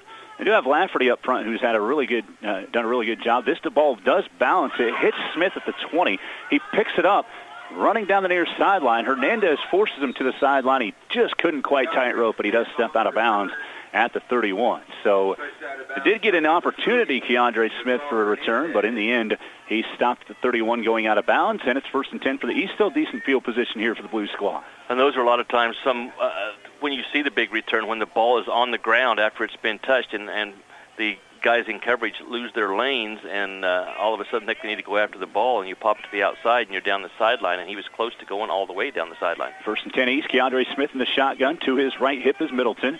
Turner split to the far side for the East squad. Smith takes the snap, has some time, fires over the middle. Nobody's home. Bryson Turner, I think, was the intended target, but wasn't in the spot at the same time Smith expected him to be, and it falls incomplete about 12 yards away from the line of scrimmage over the middle, and it's 2nd and 10 now for the East. Yeah, only 2 guys out on that, and nobody was open. And you saw the ball going into 3 guys in red, and luckily right in between all of them. Right in between all of them. If you're an East fan. Somehow he missed all of them. There was also a guy underneath, and that might have been where he was going, and it was just behind. 2nd down and 10 coming up here for the East. Smith in the shotgun, Turner to the near side along with Stedman. Coming in motion, this is Weens. Jake takes a fake handoff. Actually, Smith now looking for Weens on the near side. Makes the catch. Oh, he cuts back in the middle of the field at the 35. Far sideline to the 30. Slater might have hit him too high and got a hand on the face mask on the tackle attempt, where there may have been a block in the back, too, on Livingston, or actually on Stapleton here, too. It all happened at the same time, the contact from Slater, and then probably a block in the back on Stapleton. So a big play offensively that covered about 19, actually covered right at 20 yards, but looks like this one will be coming back. Excellent coverage on the play, but cannot get to Keandre Smith, and his feet just keep the ball active where he's making people miss. And, yeah, that's in the open field, and it's kind of the crackback block that you can't do. So good call by the officials there, because that's just a injury prevention type thing, and that used to be where people used to get excited and just try to lay people out, and you just have to be more disciplined instead of trying to see how hard you can hit them. Basically, you just want to get in their way so that you don't get the penalty. And, guys, a big thanks to this officiating crew. I was talking to White Hat just a little bit ago. I said, a good official makes sure it doesn't go to overtime. He says, we might not have a choice. This is a great game. Shotgun snap to Smith. They get credit for those 20 yards, but it ends up being a penalty that brings it back now. A 3rd down and 6 after the incomplete pass here for Smith, as the East will have 3rd and 6 coming up at their own 35-yard line. Yeah, they got the yardage and then got the penalty after that. So 15 from the spot is what it ends up being. Yeah, plenty of time. 3:25 to go. You're down 6. Got what you want. You need 45 yards. You just need one big play. Wesley's 28-22, 3rd down and 6 for the East. Smith brings Weens back into the backfield by him. Turner now split out to the near side, the Madison product, as Smith takes the snap. Inside the 30 as he backs up, now rolls far side at the 30. Nearly tripped up, stays on his feet, dives forward at the end of the play, close to a 1st down. Where will they spot him? Looks like he's going to be a yard short. They actually took the far spot instead of the near spot, though. Or are they going to spot it on the near side where I thought he was a bit short. It looks like he's a yard short is what it looks like right now after a 5-yard run, but we'll wait and see. I'm going to wait until they officially put that ball down and spot it and see where they're at. It does look like it'll be 3rd down and 1, though. They're going to measure. They don't have to go too far. No, they don't. They just pull that right out from the side, almost from Luke Bates' house, right? Yeah. Bringing the chains out. It's obviously a close call here. I'm right here, guys, and I can't even tell. I can't tell because everybody's blocking it. So. I'll tell you right here. Yes, sir. Oh, short by an inch and a half. Inch and a half, yep. 4th down and literally inches coming up here for the East. That was a good spot because I thought he was short when he went down. So good job by the officials once again. So this always makes it interesting when you have a shotgun, deep snap, and it's short yardage situations. Wade, you and I see that. We've seen that in some Beloit playoff games. Do you want to be 5 or 6 yards? Well, and we've seen Hermosillo go under center for the West, but I don't think we've seen it for the East yet in this game with Smith. Because Smith is out. So what are you going to do here? You got to always worry about the exchange. You got a new quarterback. Direct snap action here for Bryson Turner is what it looks like on 4th down with a big set here. That's motion. Middleton was moving at the snap and going forward. That's a 5-yard penalty, and it's now 4th down and 6. And I'll repeat once again, when you change the quarterback, it's not only the snap, it's getting everybody set and the cadence and everything. You just bring issues into the equation when your regular quarterback goes out of the ballgame. I understand you're going big package and all that, but that's one of the downfalls of the shotgun, and you're trying to get some bigger guys out there, and I saw that coming. Well, Middleton was the one that moved early there, and you're right, it's a different type of formation. And we were talking with Coach Bright during that halftime interview about the difference in football, whether it's 8-man or 11-man, from 2006 when he played in this game to 2023. And if you missed that interview, he said it is different because now there's more spread offenses, it's more wide open, the athletes are better, there's more speed. There's always been a lot of good speed in 8-man football, but it is one thing that is infuriating to a lot of people watching football at any level is when you get down to a 4th and inches, 3rd and inches, a 3rd and 4th and goal and inches of the goal line, and you're snapping at 5-6 yards behind the line of scrimmage. How about just get under center and do a quarterback sneak? And we see a lot of NFL teams like the Philadelphia Eagles do that last year and have a ton of success. But if it's something you don't practice a lot, it's not something you're comfortable with, and do you really want to break it out during a game when you aren't comfortable with it? So coaches will go with what works for them to get to that point. But it's tough for fans to watch and sometimes broadcasters to say, come on, man, all you need is an inch, just sneak it. Yeah, unless you're Bill Snyder's K-State team that always knew how to pick up short yardage, or the Philadelphia Eagles, people are confused on what to do with short yardage with inches to go. You run a quarterback sneak, but when you never snap it, other than shotgun, that creates problems, and that's what you're seeing here. So it could be the reason you don't win the ball game unless you pick this 5+ yards up on 4th down, because it's going to be hard to get the ball back, because 1 first down and the game will be over. Yep, 3:08 left. Here the East does have just one timeout remaining. 28-22 the score. East with 4th down and 6 out of the timeout. Middleton to the near side for the East, along with Ish. They go forward on the snap and diving short of the first down. The attempt for Keandre Smith falls 1 yard shy of the marker for the first down. A turnover on downs, and the West has it 1st and 10 right at midfield, leading 28-22 with 3:03 remaining. Yeah, you try to run a quarterback draw, and, they're probably thinking you're going to run it or shut them short. So all 8 defenders are going to be up. Unless you go deep for the big play to try and win it, it's going to be tough to pick up those yards, and that was just huge, the penalty. Absolutely. 1st and 10 now for the West, because if you have obviously 4th and 1, it's a play where you would have got the first down if you'd have just run that one to success. Here's a snap to Hermosillo, handoff to Atkins. He tries to get the edge. He's taken down right at the line of scrimmage. Over there was Budke helping in on the tackle, as well as Lafferty from Little River. No gain on the play, 2nd down and 10. Yeah, you're telling your ball carriers 2 hands on the football. 2 hands and stay in bounds. And you don't do any crazy read handoff type things. Just hand the ball off, or don't even fake a handoff and have the quarterback run. But at this point, you've got to finish with the football after the play's over with 2.5 minutes to go. The football, and definitely feel much better if you can get 1 first down here if you're the West. 2.5 minutes to play, a 28-22 lead. And we have an official's timeout, as looks like Caleb Atkins needs to fix something on his chin strap, maybe on the side of his helmet. Because you understand, this is not like the first game where you have the explosive passing games. It's going to take some time once you get the ball back to score, unless there's just a total blown assignment by the defense, which you figure there won't be at this point. Atkins back ready to go. Hermosillo in the shotgun. Gunnar Wilson to the near side. Cade Wilson to the far. This has been mostly the formation that we've seen from the West, with variations of where they're set up. 2:17 and counting here in the game. 28-22 as Hermosillo waits for that back judge to start counting down the play clock, which is now, and Hermosillo is set, ready to roll on 2nd and 10. Handoff goes to Atkins.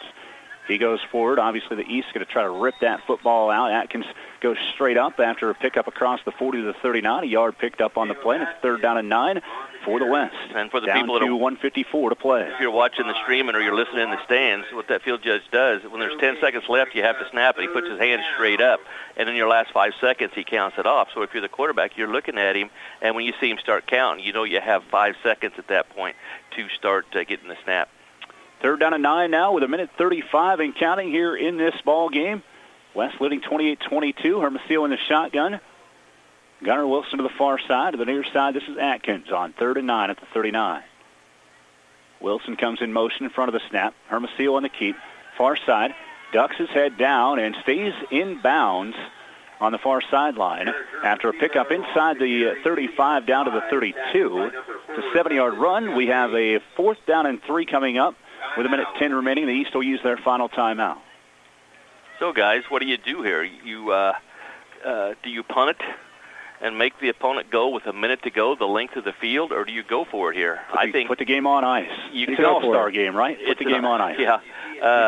The first thing I do is try to draw them off, and then I take a timeout if they don't jump, because if you can do that, it's game over. You don't even have to snap the ball. You can then be in victory formation. So after that, since it's an all-star game, you're going to go for it. But punting the ball and making them go further is not exactly a bad idea, but you're going to go for it here. Well, and keep in mind, too, you have a short week of practice with 8-man all-stars. There's not a lot of time spent on special teams with punting. And there's, why take a chance? Yeah, and there's also not a lot of time for hurry-up either without timeouts. It's going to take plays because they're substituting people in to call plays. So, what we're saying is the East is in a bind here. 1 minute, 10 seconds remaining in this ball game. 28-22, 4th down and 2 for the about 2.5 actually for the West here. The ball sits at about the 32-yard line. Would they be gutsy enough for play action and sneak Kuckelman right over a little pop pass? I think that would be a good play because it doesn't matter if it's incomplete. It's 4th down and it's ball's turned over to the other team. They have a power formation here with Caleb Atkins set to take a direct snap. They don't waste any time trying to draw him off. They go for it. Atkins into the open field. 20, 15, 10. Diving toward the goal line, but a knee down at the 3. That puts it on ice. That's a 29-yard run from Caleb Atkins on 4th down and about 2.5. First and goal for the West at the 4 with 1:01 to play in the contest. Now there's a power formation and running the football that was not under center. So that's a pretty good execution of what you're wanting to do and having an understanding of what you want to do in a short yardage situation and go out and execute that. Caleb Atkins, the Hill City product, putting this one on ice with just 46 seconds remaining. No timeouts for the East. It should take, if the officials do this right, just one knee. You're correct. And we'll be finished with this game. Atkins will take a deep snap. Same set that we saw with Owen Day in the backfield with Tariquez on that last play. Actually, that might be, that's Brown. They run a play here, though. Atkins is pushed back down to the 1-yard line, a 3-yard pickup. So the East denies a touchdown here for the West, and I would imagine that they won't try to punch one in one more time. Yeah, and there was you should have let them score. Yeah. They should have, actually, You're right about that. And also there was a linebacker trying to strip that, and if somebody picks that up, it's going the other way. So, why you take a knee? Clock runs out. The West picks up the victory. Final score 28-22 in favor of the West All-Stars, and they take now a 12-10 lead in the series in this Division I All-Star game. We'll go ahead and take our final timeout of the game, and when we come back, we'll have interviews with coaches here on the 8-Man All-Star Game Radio Network. We're back in 2 minutes. Remus Farms LLC in Conquer City is a proud supporter of the area athletes in this year's Kansas 8-Man All-Star Games. They want to congratulate all of the players on a great career. Remus Farms Chemical and Fertilizer, your wholesale fertilizer dealer in Kansas, wishing the best to all the young men playing in today's games, and they give a special shout-out to all the athletes from North Central Kansas. Good luck, All-Stars, from Remus Farms LLC in Conquer City.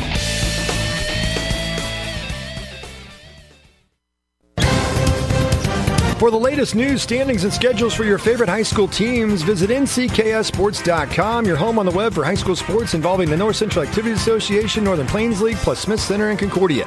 Visit NCKSports.com today. A big thanks to our sponsors, Thompson OK Tire in Beloit, Mankato Professional Pharmacy, S&S Drug and Home Health, Brush Art Corporation and the Brush Group, Cunningham Telephone and Cable, and by Farm Bureau Financial Services, Todd Clover, Sales Associate.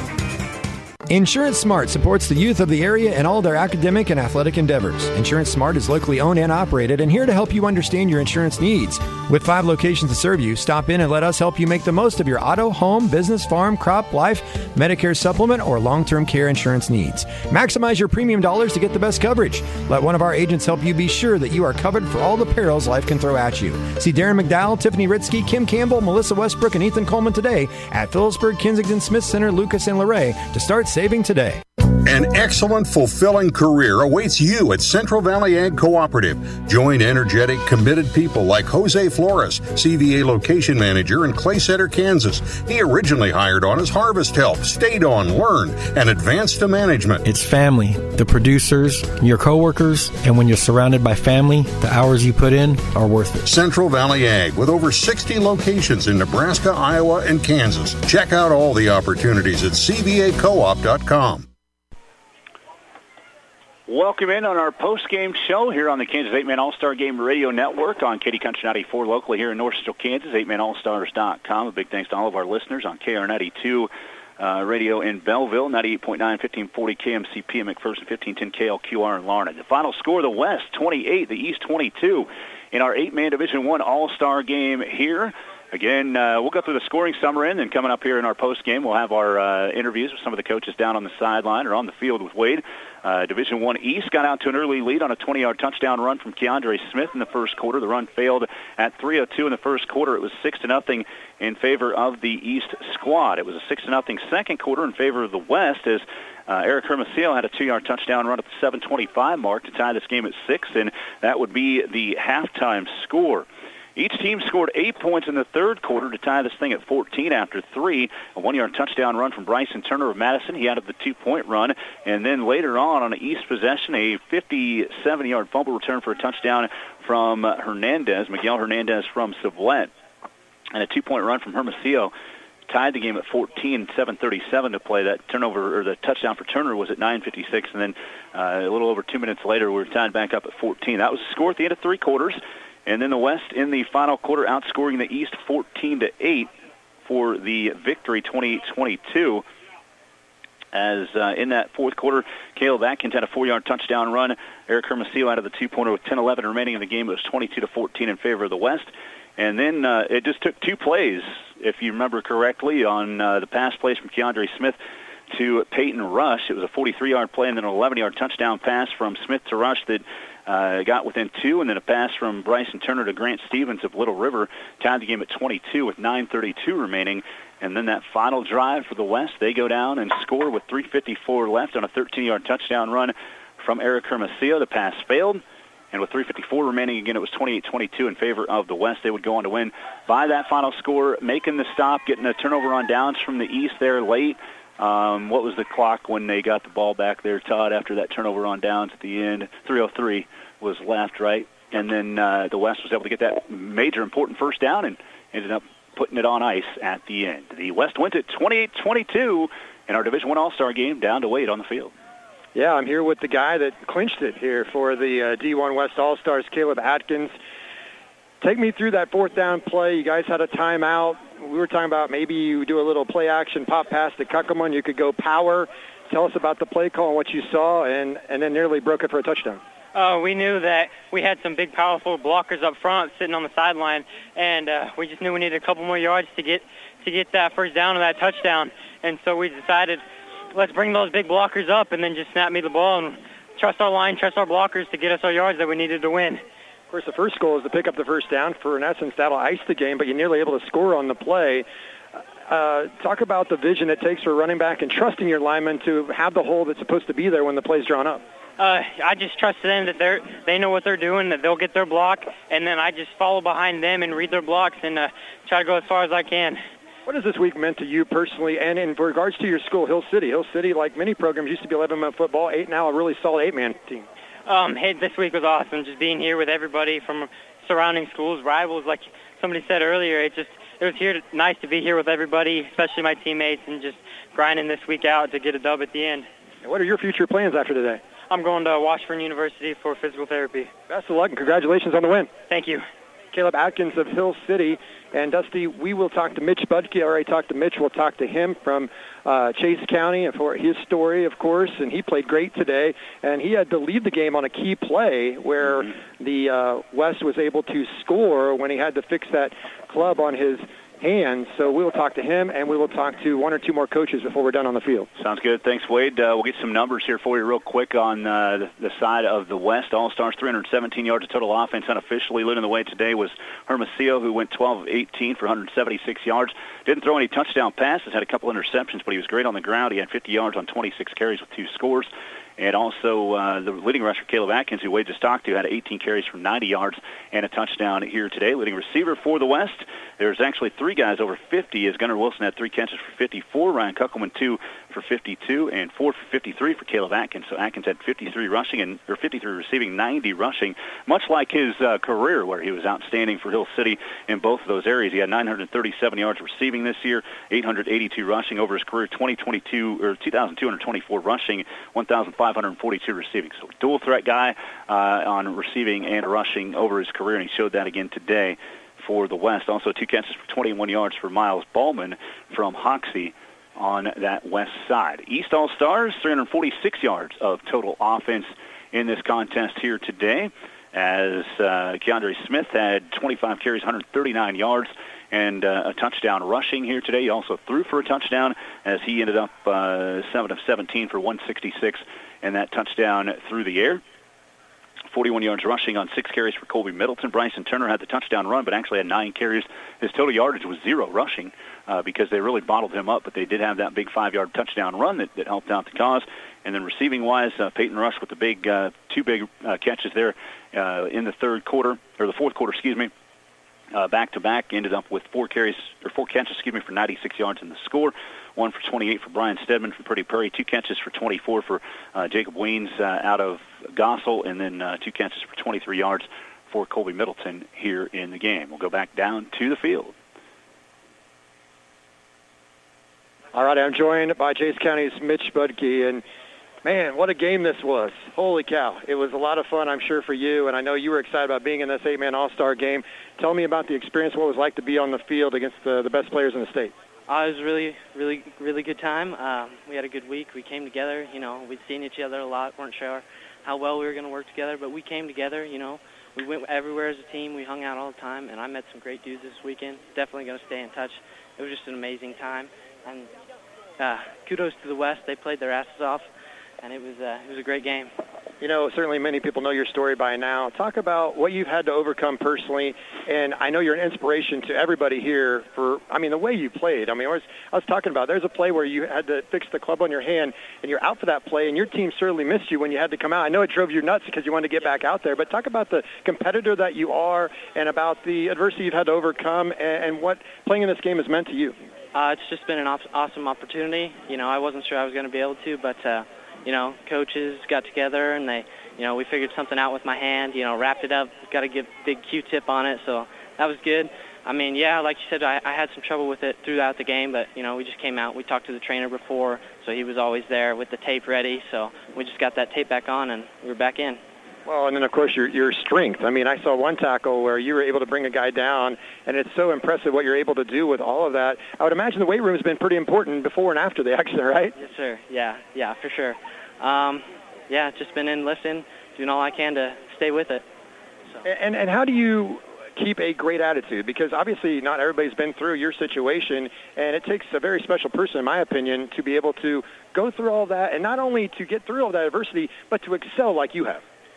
God's got a plan for me. I might not like it, but he's got a plan for me, so I'll just stick with that, roll with the punches, go with what I got, and do my best. What's it mean for you and your family and everybody to take this in and to develop these relationships with players probably for years to come? It's been awesome. I'll see a lot of them. I know Braxton's going to play at Fort Hays, and Colby Middleton, he's going to play at Washburn, and I'm going to ESU. So, I'll see some of them there, playing them. And, Bryson, he's going to go run track at ASU, so I'll see some of him. And, I'll keep in touch with the rest of these guys, so it'll be good. Mitch, you're a real inspiration. Congratulations on the Inspirational Award. They announced the other night at the banquet, and best of luck in your future endeavors, and thanks for everything that you've done and what you brought to 8-man football this year. Thank you. That's Mitch Budke, Chase County. Thank you, Mitch. Appreciate it, man. Congratulations. And we will grab Coach Vandegrift, so I'll throw it up to Dusty for a moment, and I'll try to get Coach Vandegrift. Sounds good. Thanks, Wade. Mitch Budke, again, an outstanding career. I mean, the story is outstanding for him to make the 8-man All-Star game because he had such a great career at Chase County. We're going to talk to his head coach here in a moment. But, I mean, he's a guy that had 5,492 rushing yards, 111 rushing touchdowns in his career, threw for 2,224 yards and 33 touchdowns through the air. So, obviously, everything he did warrants being here and playing in this game, and did an outstanding job on defense as well, and just was all over the place with everything that he did. And now we're going to talk to his head coach, Brody Vandegrift, who's also the coach of the Division I East here today. Yeah, I'm here with Coach Vandegrift, and, man, I tell you, this was one heck of a football game. It's what an 8-man All-Star game should be, isn't it? Yeah, this is 100% what an All-Star should be. Back and forth game that ends with one touchdown difference. I mean, it came down to the last little bit. So, huge commend to the Westside coaches. They did a fantastic job. And, anytime you can take a group of 20 guys that don't know each other from Adam and have 4 days to put a game together like this, speaks tons to their families and who they are and as kids. Neither team had more than a one-score advantage. It was tight throughout. Talk about the adjustments that you have to make throughout these 8-man All-Star games, especially when it was a defensive battle at half tied at 6. When you have multiple coaches like that, they spend a lot of time together and come up with multiple schemes of each one, so you never know who really you're seeing. And when everybody puts things together, it becomes, really difficult because you don't have film. You don't know the things they're going to do and their tendencies. So, it's really tough to, make those calls initially. So everything's done on the fly, So I think the coaches on the West Side obviously did a great job, and my coaching staff did a fantastic job as well. I'd be remiss if I didn't ask about Mitch Budke. We just interviewed him just a moment ago, and, of course, Cal Kohlmeyer and the kids that you have on this team. That makes it really, really special. First of all, just talk about coaching 2 of your kids in this game. Anytime you get one more game with some great kids like Cal and Mitch, you never laugh at that. Mitch is amazing. Mitch is an inspiration to an entire town. The way that he played football today, if they weren't here to see him, man, they've got a long way to come to see that one. He, as a kid that went through what he went through, go through the adversity that he did, to lead, a huge, tragedy that he went through, and come out here, be picked by his football team to be a team captain, to play the game that he played today, speaks leaps and bounds about that young man and his family, and it's just been an honor to coach him his entire career. Cal Kohlmeyer is a phenomenal kid from a phenomenal family, and I had the honor to coach him for 2 years. He was a transfer from Emporia, and I thank God every day that he came over. For you, what has this week been like for you? You were in the Shrine Bowl back when as a player. You're a coach in 8-man All-Star games. You're coaching with a lot of other great coaches in 8-man football. Some are retiring. Some are going to go and adjust and go to 11-man. Some you're going to see and have to battle for years down the road. The group of coaches that I have had the privilege to be around in my lifetime is one of the most special things that I keep in my heart. The ability to start where I started and to grow the relationships that I've grown through this game, especially this game here in Beloit, is so special to me. And I know all of us take it, to heart, because when you spend a week in a dorm room with other grown men, you revert back to your younger days, and you end up having a great time and late nights, and it just, we miss our families, but the camaraderie that we get. Coach Blosser and I met each other late in the year, and I knew from then I wanted him to coach with me in this, and it was amazing. Yeah. Thanks for everything you did to be a part of a very successful 8-man All-Star week. We thank you so much, and best of luck in the future. Thanks so much. Dusty, I will get Coach Bright here in a moment, and then that'll wrap it up from the field. Sounds good. Yeah, Chase Vandegrift has had a lot of success there at Chase County, and I said Chase Vandegrift, didn't I? Because it's Chase County. Brody Vandegrift had success there at Chase County, and great group today for the East All-Stars. Again, they fall just short 28-22, the final score here today, and we will here momentarily get the West Side perspective of what happened on that sideline. Here's Wade again. All right, I'm here with Coach Bright, who was able to receive a nice, cool water ice bath. He didn't see it coming, and he didn't really try to get out of the way, which I think is probably a good idea on a muggy day. It wasn't too hot, but muggy. And who's this little one you have with you? My 4-month-old son, Roman. Oh, my goodness. Hi, Roman. How are you? I love the hat, too.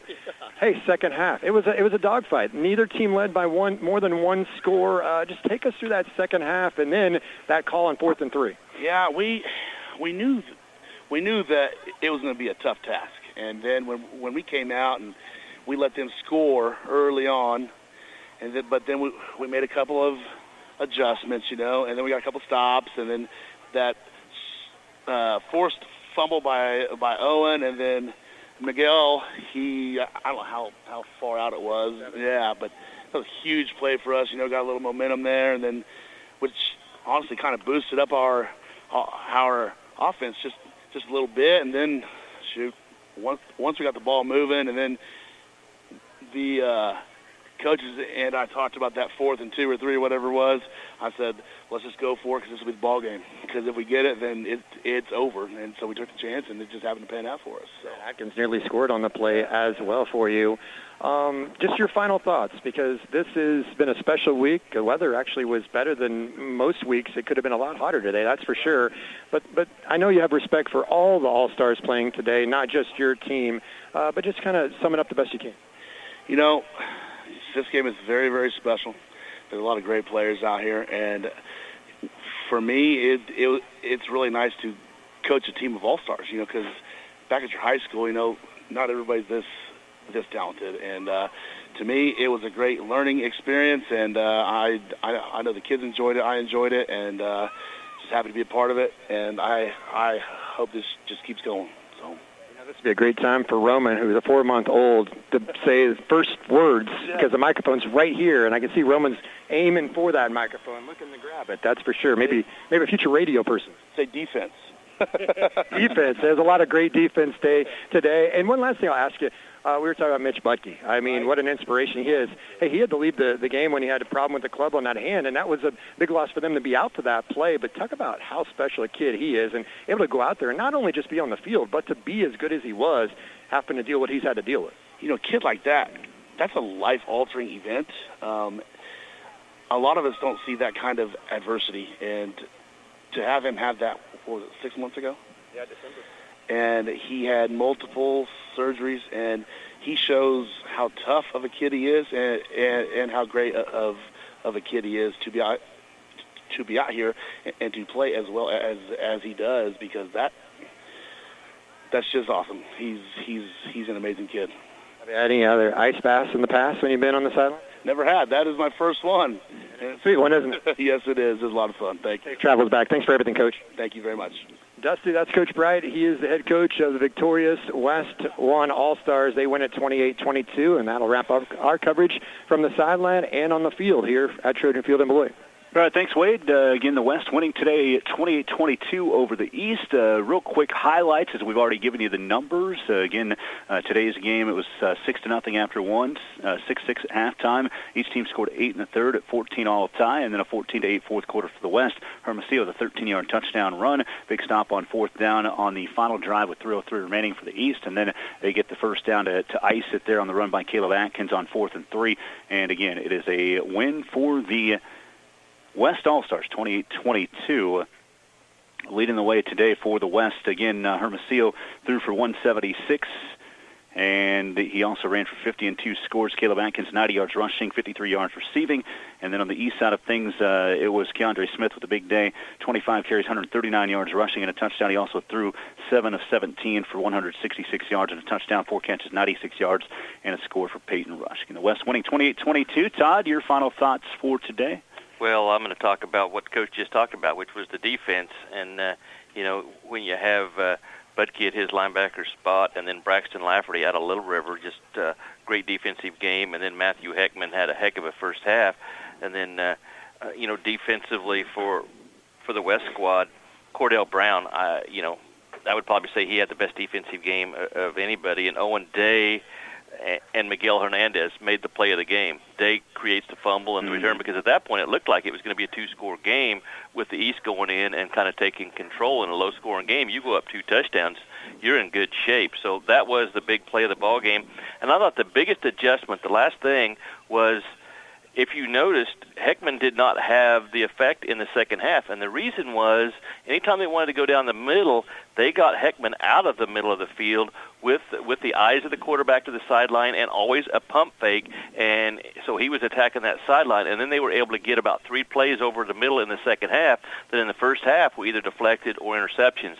So that was an execution from the quarterback position, and I know it was the coaches talking to them, and I thought that was huge. Plus the big fumble and return for a record.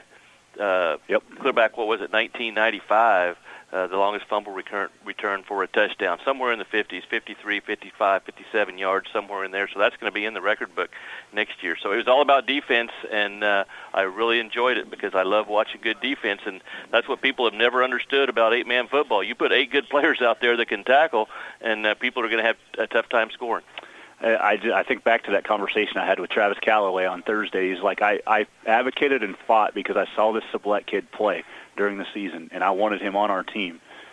Miguel Hernandez had the longest fumble return touchdown in 8-man. And an interception in the end zone. Had an interception in the end zone. He was all over the ball today, and that's what it takes. Hey, coaches, if you have a message that they'll tell you, advocate for your kids. Make sure you nominate them to play in this All-Star game. It's a one-of-a-kind experience, and one of the things I did hear from some of the coaches this week is that not enough coaches are taking this as serious as maybe they should to try to get their All-Stars in. So that's maybe a challenge I can put out to the coaches if they're listening and being a part of these games here today. Again, the West All-Stars win at 28-22 over the East here today, and that'll wrap it up here from Trojan Field. We do want to give some special thanks out to the Kansas 8-Man Association, Dave Dubert and the 8-Man All-Star Game Committee, Hannah Bowers and the Beloit Area Chamber of Commerce, Lucille Heller with Mitchell County Convention and Tourism, Beloit Rotary Club and Beloit Knights of Columbus, Beloit Junior Senior High School in the city of Beloit, Rodney Paulin and staff for the field, NCK Technical College, Gary Pauls, the Beloit Entertainment Center, public address announcer Isaac Schoen did a great job today.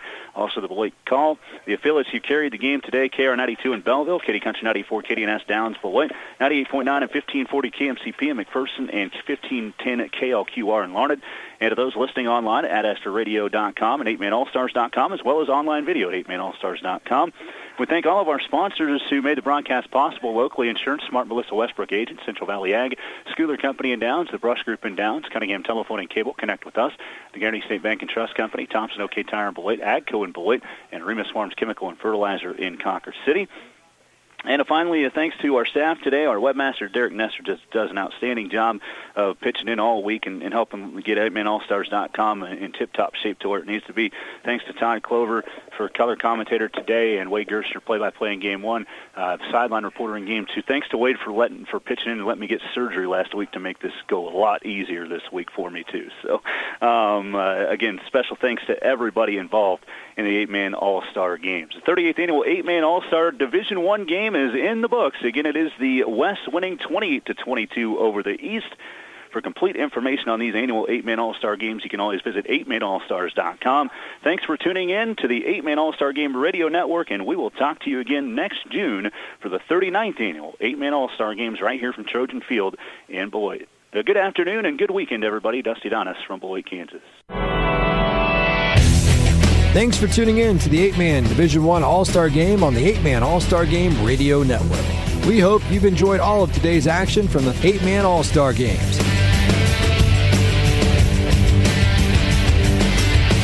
This has been a production of Dare King Communications and the 8-Man All-Star Game Radio Network.